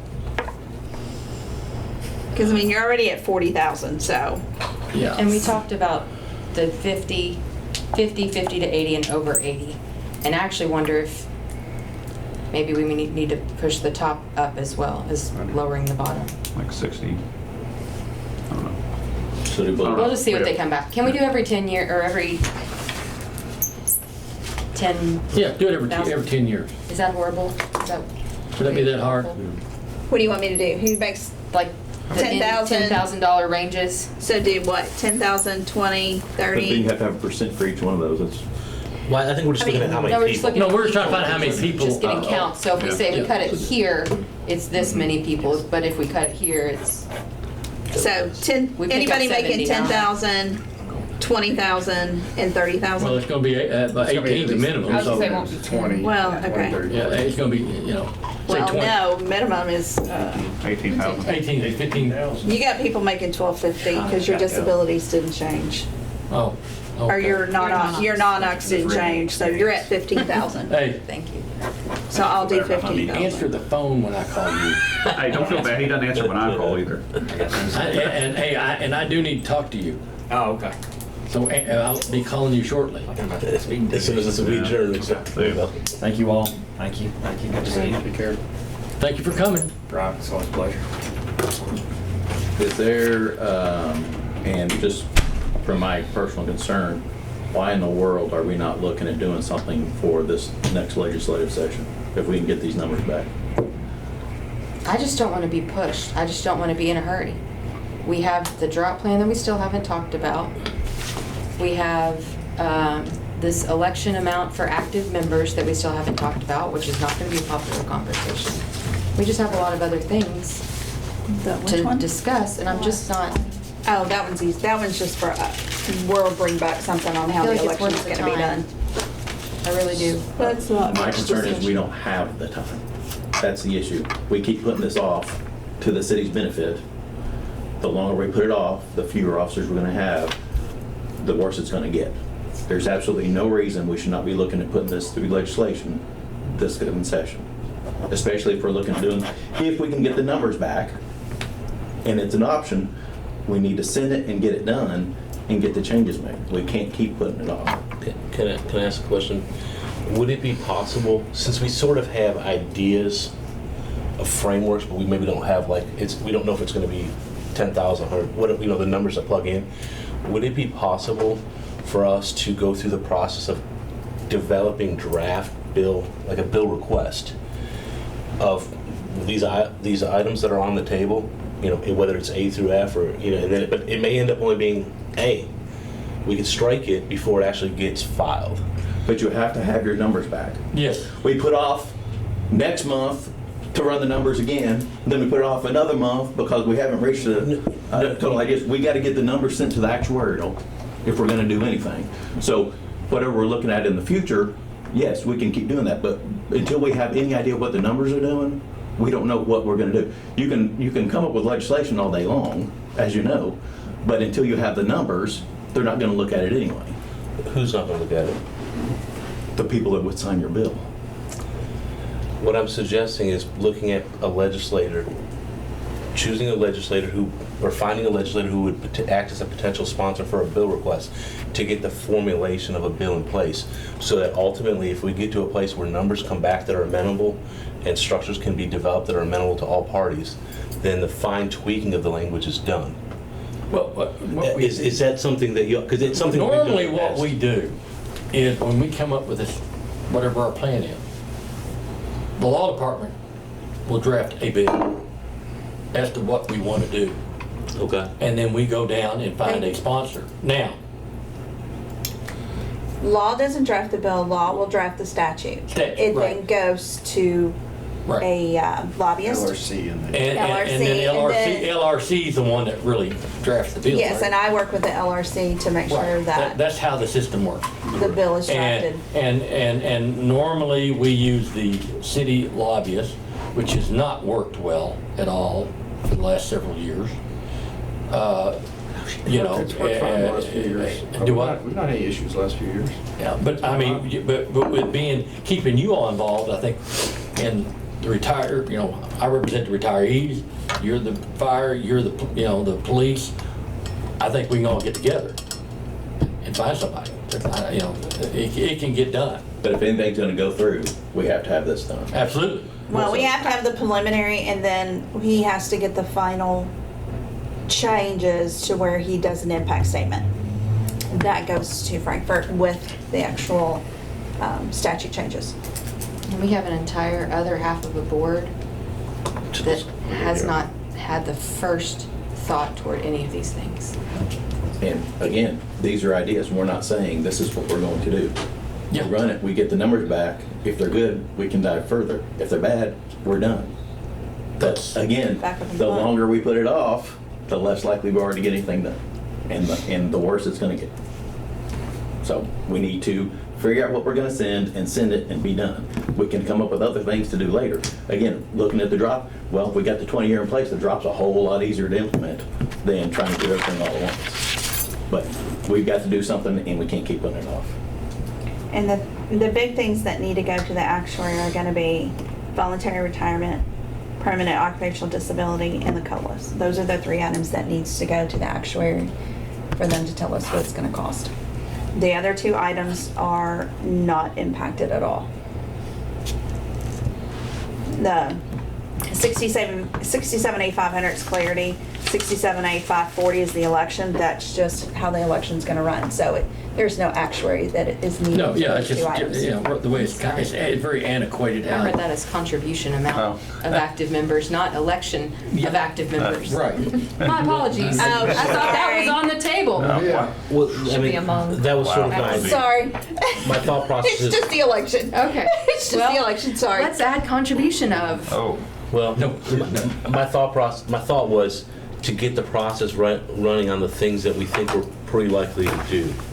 Whether that is starting with law and then to the LRC. I've seen it done other ways where you find a Well- sponsor and you have LRC drafted in its entirety. But he's absolutely correct. We gotta get these numbers. We gotta see, you know, if it's viable or you know, if we wanna, you know, pursue it. If we don't wanna pursue it, then, you know. I think all Kevin's saying is that if we got this other portion done and these came back and they worked, this is done. Like it speeds it Yes, along, ma'am. Yeah. Right. is all he's saying.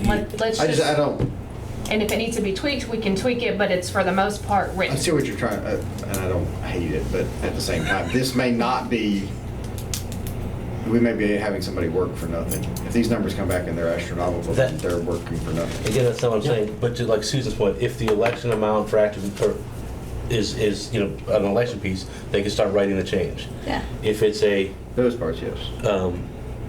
Clarity on the budget. didn't we have 3 things, didn't we have a quadro concept that was a little tweak y'all had to do from the first We meeting? had to pull out, well, We the had to quadrant had to be pull pulled out. out last. Yeah. last Right, month. so they could work on that. Yeah. The one we haven't talked about, which is really probably straightforward again, is the workers' comp piece. It's a cleanup of a prior application. They could work on that. So what ultimately might look like a whole package in the end could be 30% done, which to your point, when we get the numbers back and the team has to figure out what you could do or not do, even if what the not do is to wait a year, you have something conceptualized that doesn't have to be rewritten in the future, because I'm with you, that makes sense.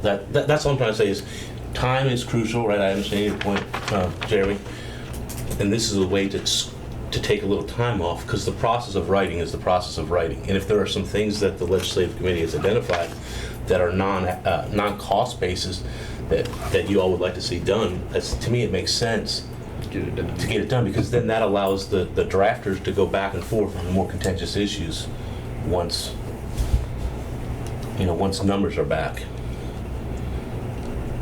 But that's just, I mean, obviously I'm not a member of the committee, but that's just a thought that to maybe help the process along. What do you need, Susan, to send everything? The COLA, the last part, meaning, are we Yeah, gonna add a what do range we to wanna the see? bottom? Yeah, that's it. Do you want to do 30, 60, 90, or, I mean, Well, I mean, or did you all want to know how many people were in those ranges? it's not. Yeah, but I mean, I think I would like to know. I mean, if you wanna take a 5-minute break, I can go figure it out. I'm about That ready, is- I'm an old man, I'm about ready to go to the bathroom anyway. Adjourn for 5 or 10? Yeah, let's do it for, yeah, What 5. time do you Recess. Yeah, all right, 10 minutes ago. Yeah.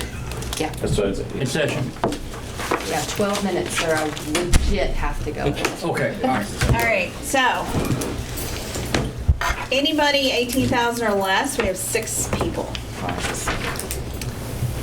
$20,000 or less, we have 13 people. 25,000 or less is 50 people. 30, Does that include the 13 and the 6? oh yeah, Okay, Yeah. making sure. it does. Yeah, 30,000 or less is 107 people. 35,000 or less is 187 people. 40,000 or less is 333. That's how many you're gonna hit. I'm sorry, what was the 35? 187. 0.8. And then Add a 40 zero in there. And then 40,000 or less is 333 people. that's a bunch. So currently the 40,000 and less, is it 2.5? 2.5. And it's hitting 333 people. That's a lot more than I That's thought. gonna be Do we know- yeah. That's a lot more than I thought. Do we know what we don't know what 50 is? I by didn't do chance? 50, it's in Okay. my office though. Oh yeah, I still have the query up. She just sent me a friend request on Facebook. Should I say? I'll tell you, at 50, it's gonna go up Yeah. significantly. Oh, yes, Yeah. I think so. Yeah, because I mean, the medium is only about 56,000. I think if you did a lower tier, I would hit it like 30,000 probably. Yeah.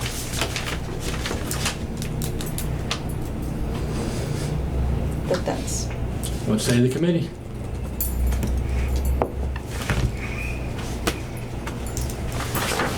So we would be talking about under 30 would be at 2.5 maybe? 2.5. That's what I was trying to look at. 2.5? Yeah. and from 30 to 50 would be 2. Mhm. and then 50 to 75 would be 1.5. 75 Well, do you want to raise that? over. We didn't- Oh, yeah, Using our new sorry. tier sheet. Sorry. So 50 to 80 would be 1.5, and then over 80 would be 1%. Just to 30 to 50 was that middle 2, is that right? Yeah, 30 to 50 would be 2. Thank you. 50 to 80 would be 1.5. Over 80 would be 1. I know this is helping some, but isn't this range still giving the people that aren't making that much the same percentage every Yeah. year? Yep. I mean, we're not Yeah, so we'd even- have to, I thought we were we'd have to, Well, I thought we were going to add a 0.5%. Sorry, yeah, I was, I'm trying to look at your notes and Add- you're writing and I'm Let's- like, I have so many So over here. less than 30 is 2.5%. 2.5. Yeah. That's not 30 much. to, well, Well, that's It is, the so same. that's that's the the same same that they're thing. getting right now. 40 and under is getting 2.5 right now. No, they're no, we getting get 2. 2. They're getting Okay. 2. So, Well, okay, I'm looking so at the, this right. so Yeah. in this scenario, We're taking- the 30 to 40s would remain the same. Okay, I'm looking at this. I have 3 scenario. different scenarios, is what I have. Okay. So this is the one that we're getting. Give us the ones with the 2, with a 0.5%, okay? With the 0.5% was keeping the structure the same, which was 40, 75, and 75, and increasing every tier a half. So I have less than 40,000, 2.5, 75,000, 2, over 75 was 1.5. That's just increasing everybody a 0.5%. Right.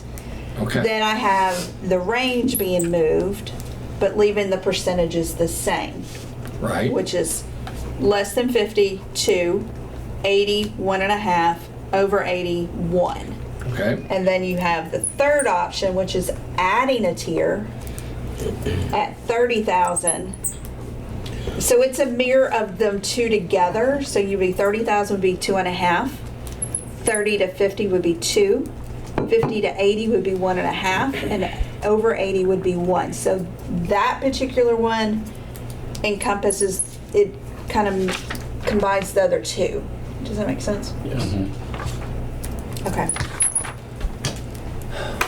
You know, I think we just need to send, I don't know if we need to send up 3 of them, we just send the Well, that the gives 2. you all your, and that just gives you all your what ifs. I mean, there's. Right, yeah, if you send the 2, I mean, you're gonna, yeah. But I mean, what?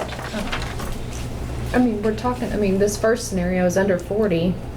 Well, I know I mean- that there was the 3 option. I know, I'm just saying, but the 2.5 is the same. That $30,000 person's getting 2.5 with option 1 and option 2. It's the same scenario. I mean, You're not benefiting them. I mean, if you're gonna benefit them, you're gonna move that one to 3%. You know what I mean? Like, because, They're going up 0.5%. I know, but that's the same as the second scenario that Oh, we're sending we- also. we- They're exactly scenario the versus same. scenario, So, I guess my question is, we went back to run these numbers to see how many people, if we added a lower range, and that lower range doesn't change, what our option 1 was what we were already sending. Right, I guess, you understand what I'm saying? Right. Yeah.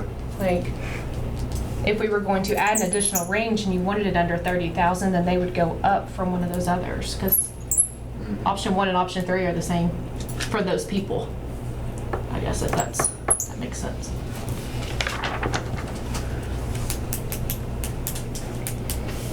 So what if hypothetically you looked at something like a 0 to 25 was 3%? Yeah.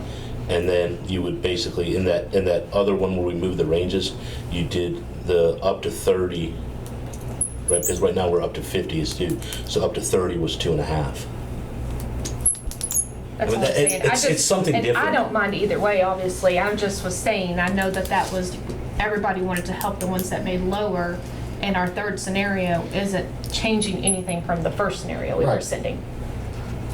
So Then you leave the top one at 3 and you leave the other ones 2, 1.5, and 1. He says you have to go down every 0.5%. So under 30 becomes 3, Yeah. And then you leave everything 30 else to the 50 same. is 2. Yeah, that's 2, fine. 1.5, 1.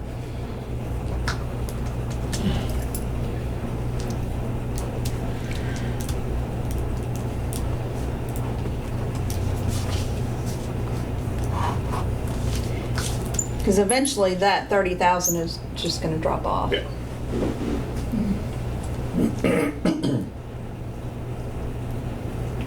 yeah. Eventually 50,000 is gonna be poverty. Yeah. When things are going down. I'm fine to look at that. I think that we need to take a look at our actual folks and make sure that we don't create an inversion in those right at tier level folks. Well, so right now, I mean, they're separated by 20,000. Correct, 30 to 50, 50 to 80, so 20 Well, to 30. she's talking about the I'm people that talking make about like the 29,000. 29,000 to 31,000. Yeah. Yeah. 30,000. Like right on the line, it tends to be the problem.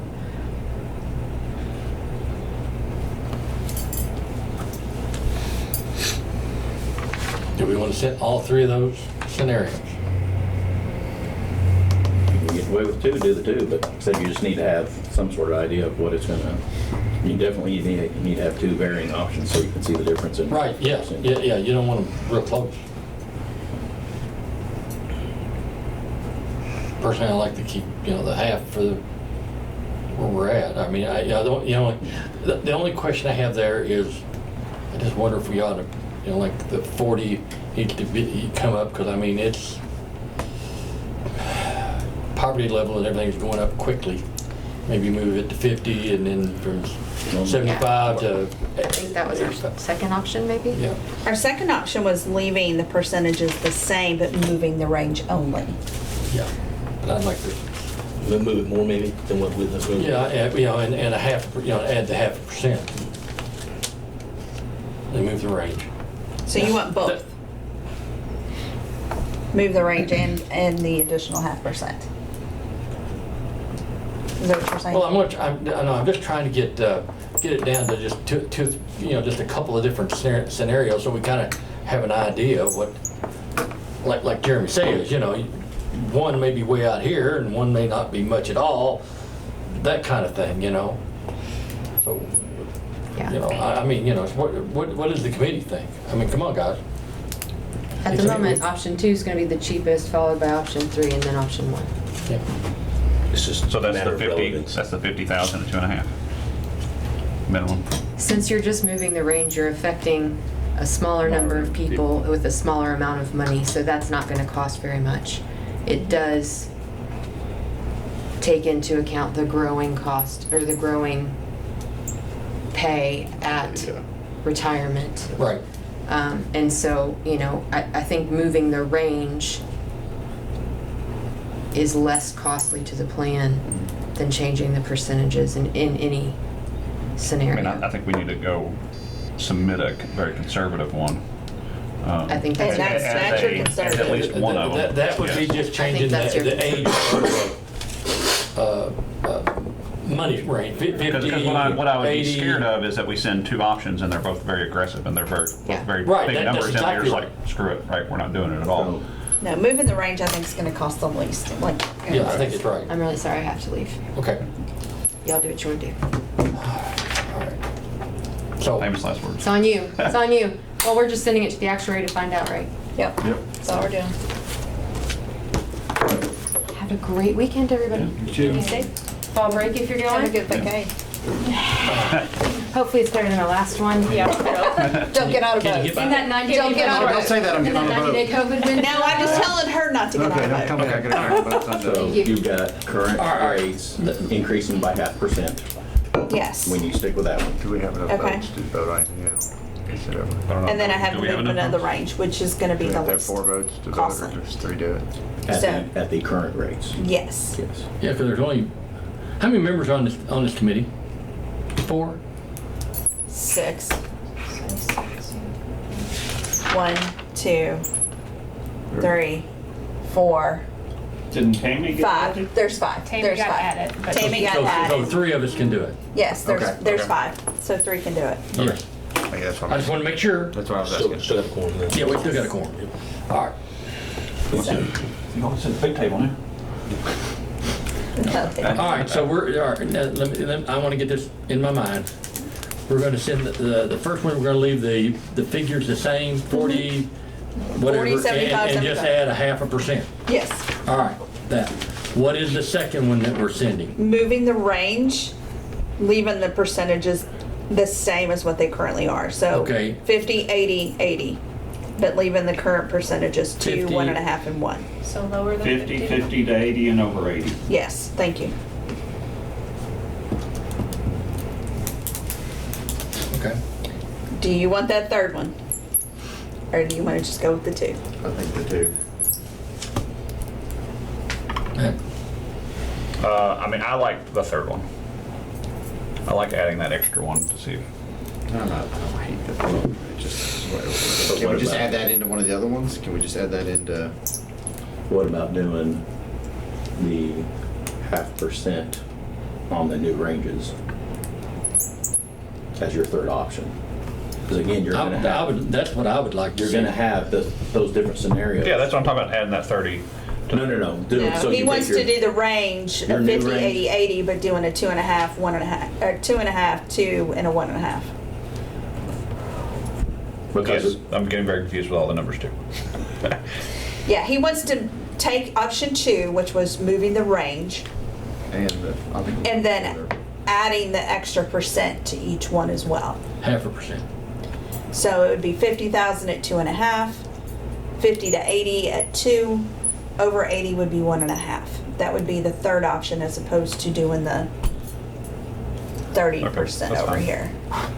That just gets you your full range, and then, Yeah. you know, if we need to cut out the 40 to 50 people, Todd's gonna then you can hate send me. that back and be done, because you're just, All right. You know that. All right. All right, Say so we have three options for COLA. Okay. Is that all right with you guys? Good with it. You agree? Yep. Yep. You agree? All right. That's what we're doing. Can we read them to the camera? Sure. Yeah. Well, I mean, right? Like, Okay. Read them for the 12th time. No, And the election's not going to cost us anything, right? no, we'll write We can something do that up. on the next. All you got to do is just write it No, up. we're not doing it on the next. All right. Is there anything For the else? next meeting. meeting, that's what I Yes. mean. Yeah, for the next meeting. Do you want me to read these? yes, make sure I got my numbers right. All right. Okay. Is there anything needs to be added or anything? He wants me to reread the COLAs. Okay. So, first option is less than 40,000 at 2.5%, 40 to 75,000 at 2%, over 75,000, 1.5%. The second option is moving the range only, so it would be less than 50,000 at 2%, 50 to 80,000 at 1.5%, over 80,000 1%. Option 3 would be the new range, which would be less than 50,000 at 2.5%, 50 to 80,000 at 1.5%, and over 80,000. No, sorry, I read that wrong. 50 to 80,000 at 2%, over 80,000 would be at 1.5%. Correct. Sorry, I had that all. We're not going to do one under 30. No, we're not, we're scrapping that, we're Okay. gonna replace it with this one. Okay, I'm good with that. Good with that? Yes. So do you want me to send these options for 67A 410, which is service retirement, 67A 460 disability, and 67A 690, which is COLA, to the actuary for what it would cost the fund? I need a motion to send that to the actuary. Motion. Okay. Second. All right. Okay. Motion Right. and a second. All those, any more discussion? Seeing none, all in favor say aye. Ayes have it. Make it kind of simple. Motion to adjourn? Well, do we need to set the next meeting? Yeah. May I ask a question? Would it be possible, given the fact that, are we asking the law department or whomever to start drafting these things based on the discussion we had before? We don't have anybody from law department currently because Well, Roger's here, but his last day is and, today. It doesn't take that long when we're amending existing statutes, and when you've got so many different things there, I don't know if it makes sense to just put it on paper when you don't know which direction you want to go. I mean, a lot of these things that you had suggested in the past have been already drafted, like the quadros, those things are already in existence. They can be Kevin, brought we back can up. do that. And it won't take long. I mean, I You do made, form thing, too. when we first met back in the summer, I gave Susan some of the changes like we talked about Yep. from the 25 to the 20, so those are already kind of out there. Once you all decide on what you want to do, unless it's very comprehensive, you get a half a day turnaround on it. Okay. Yeah, All right, thank you. they're pretty quick. Yeah, they are. They are. Okay, very good, thank you. They've been pretty good about that. Okay. What about next meeting? And we're going to have a meeting to talk about the drop. Well, we're at the mercy now of the actuary. Well, not for the drop, though. No, you No, not for can the drop. continue to talk about, I don't understand the workers' comp, does it have anything to do with? So See you, Jeremy. I can explain that just briefly if you want. Okay. The workers' comp piece, a few years ago, we found out that you could not make contributions from the portion of pay that was if you were on disability. Oh, yeah, I remember we that. might fix- So we you fixed that. You fixed that piece, but the way the statute reads is it says if you're on workers' comp from the government, and the definition of government is the LFUCG. Recently, because of things that are happening in our world, we are sending people, like for the Division of Fire, we sent them to Miami Right. on the building collapse. They fall then under potentially federal workers' comp, which is not the government. And then likewise now with the development of the Kentucky USAR program, the way the statute is written is they would be covered under Kentucky workers' comp. So then in both of those cases, there's a federal and a state workers' comp piece. That is not the government's workers' comp, aka LFUCG. So what it would take would essentially just be saying something to the effect of if a member of the pension plan is on a work assignment approved by the government and ends up on workers' compensation, they could put the money back. It doesn't matter what workers' comp it is, as long as like the chief of department. And where it would affect the police, I just found out. Task force people. Oh, yeah, we got task force people. We send people to Washington for The inauguration, the yes. inauguration. I mean, we send. So yeah. that's my understanding is if we just tweaked it to say if it was an approved function of your work, doesn't matter where the workers' comp would come from, you would be able to make the contribution. And then likewise, the other pieces would come in to make yourself So, whole. let me just think this through. So they're out, they get hurt, whoever pays their workers' comp, so the city's not paying them anything, in a sense, because we're not filing the workers' comp, so on their paycheck, they're not gonna get anything for workers' comp because it's a different workers' comp pay unit. They will get Different. workers' comp benefits, however they get those, whether it's the state or the federal, will come to them. Right, in so it's wages. not gonna come on their paycheck. So in a sense, if they get hurt, they're not gonna get a paycheck, or they're gonna have to burn time. So the only thing that they would get is either doing that or like contractually, some of the divisions, I believe police might be the same, but I know fires, we're made whole. So we would get a third Right. of pay, Right. and then that drops your But my problem is that if Winona's not gonna know how much they're getting to make you whole. Because I guess I another would have to- agency I would is have Because dealing with another it. I agency, would have to look at the definitions. If you're on an approved work assignment, I don't know how it works under the MOUs and the task forces, but typically you're still an employee of LFUCG who's been assigned there, so I don't Hell is know. that? I don't know that that would change. Fax machine? The way that I understand the MOUs work for you, SARS, you have an option to stay in your workers' comp or claim it Yes, federally. Now, whether- hopefully you would Oh. choose, you would know to choose your local workers' comp. But the way the state statute is written for the Kentucky USAR program for the, responding in the state, in an effort to make it cheaper for the cities, the workers' comp scheme is set up where the member is covered by state workers' comp, which means that they're going to pay your salary. right, I'm just trying to figure out, because I do know that we do make you whole, actually, more than whole, Yeah. more than whole, that Winona's not gonna know what they're getting paid to supplement to make you whole, is my problem. So would that be as simple as producing your workers' compensation statement and then doing See, the, that, I think this is a whole. It's outside of the pension. Yeah, I think this is gonna be, Yeah, I don't think that's So, gonna I mean, be, For all other benefits and things of that nature, I mean, I'm assuming if these are approved under an MOU or an assignment, that it's still gonna be considered a work-related injury. Like if a person became disabled, they would still have, it would be occupational for purposes of the disability, for the recovery time that you could get under the contracts and the statutes. I would have to look at it and see what the statute says to see if this is something that would change, because when you're suggesting it's like a different employer, then almost suggests it's a non-job related injury. that almost sounds like it's gonna have to be something that the city's gonna have to figure out.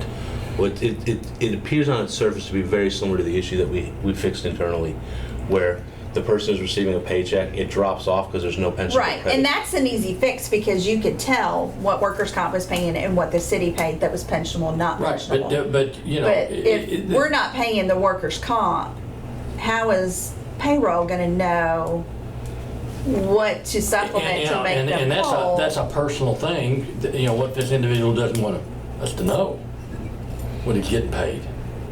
And it only affects them if it's in their high 3, Yeah. or high 70, 80, whatever numbers, Yeah. however many numbers the checks they have, so. But the flip side is if it's a substantial miss, then it encourages somebody to seek a disability. to Oh, get paid. absolutely. Sure. So back to the discussion of what we had previously Right. about where do we look at disability. Yeah, I just- Maybe what I'm envisioning is not appropriate, entirely appropriate given the issues, Yeah. but I think it needs to be looked at.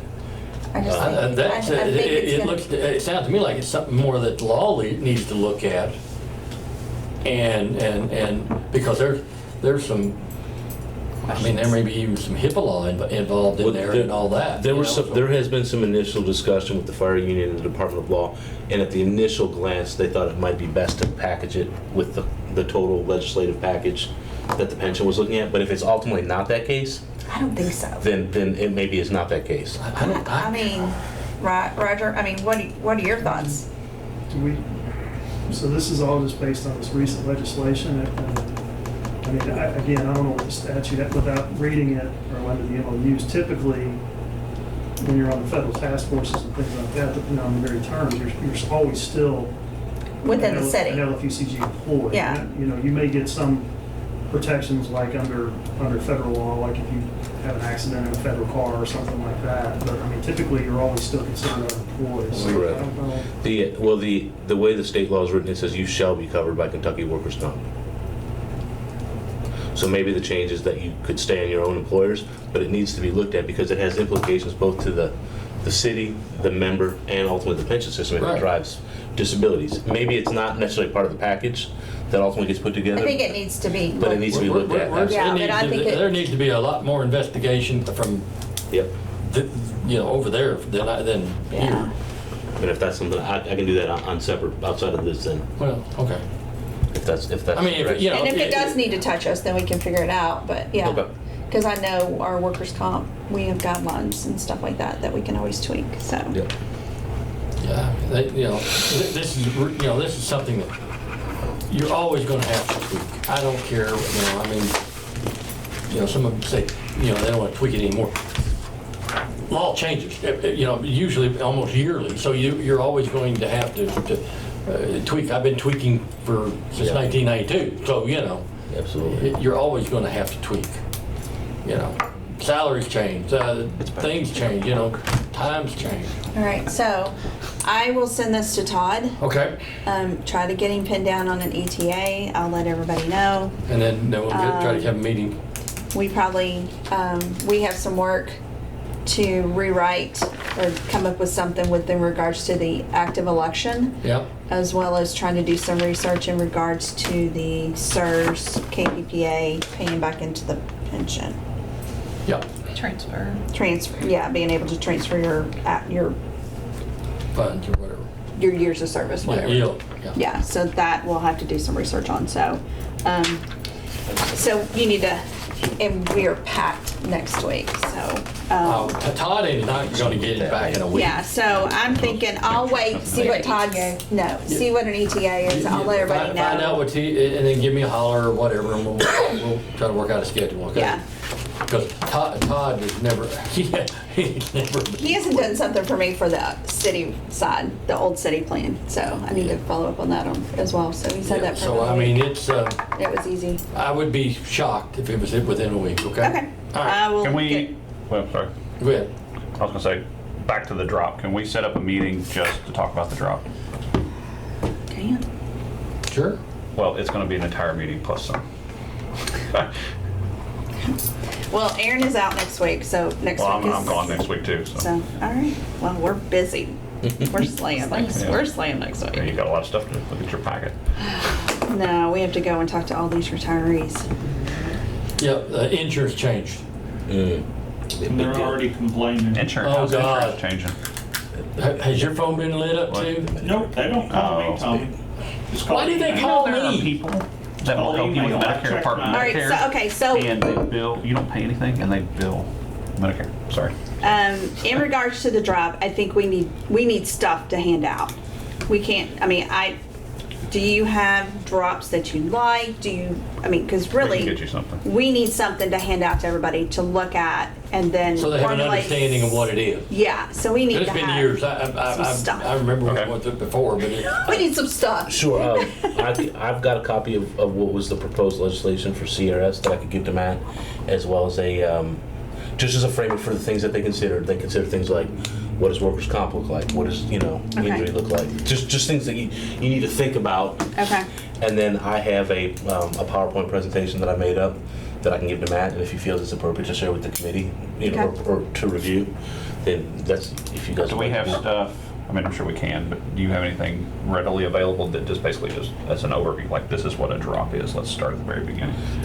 I've started that way. If you don't think that's sufficient, I can add to it and Okay. improve upon it. Yes. Okay, so let's get us that stuff so we can disseminate it for sure because what I know of a drop was years ago because I have a big old book on it. yes. And I'm sure it's not the same as what it is now. I'm sure it has been tweaked So, immensely. yeah, so get us that stuff and then we'll set up a meeting once we get that. Okay. We can set up a time that we can just talk, just drop. Yeah, I think it's gonna be at least a meeting. Yeah, so we can talk the drop. Yeah, And Talk then the drop. educating everybody else, probably one-on-one. yeah. So get us that, and then we'll go forward with trying to come up with a date and time, just to discuss the drop. Okay. And then when I hear back from Todd, then we'll schedule the time to come back to talk Right. about all this stuff. Okay. So you're guesstimating like 4 to 6 weeks? I don't know. Okay. He- Not a guesstimate. I ain't even gonna estimate. With I'll just call and Todd, ask you just him. don't know. Okay. I don't know. So anyway, Well, hopefully he's got our actuary almost done, to where he can pull data. he can implement these into our current Because he's working on your actuary. wrap up from last year, I guess. Right. Okay, motion to adjourn? Yep. Second? All in favor, aye? Aye. Motion.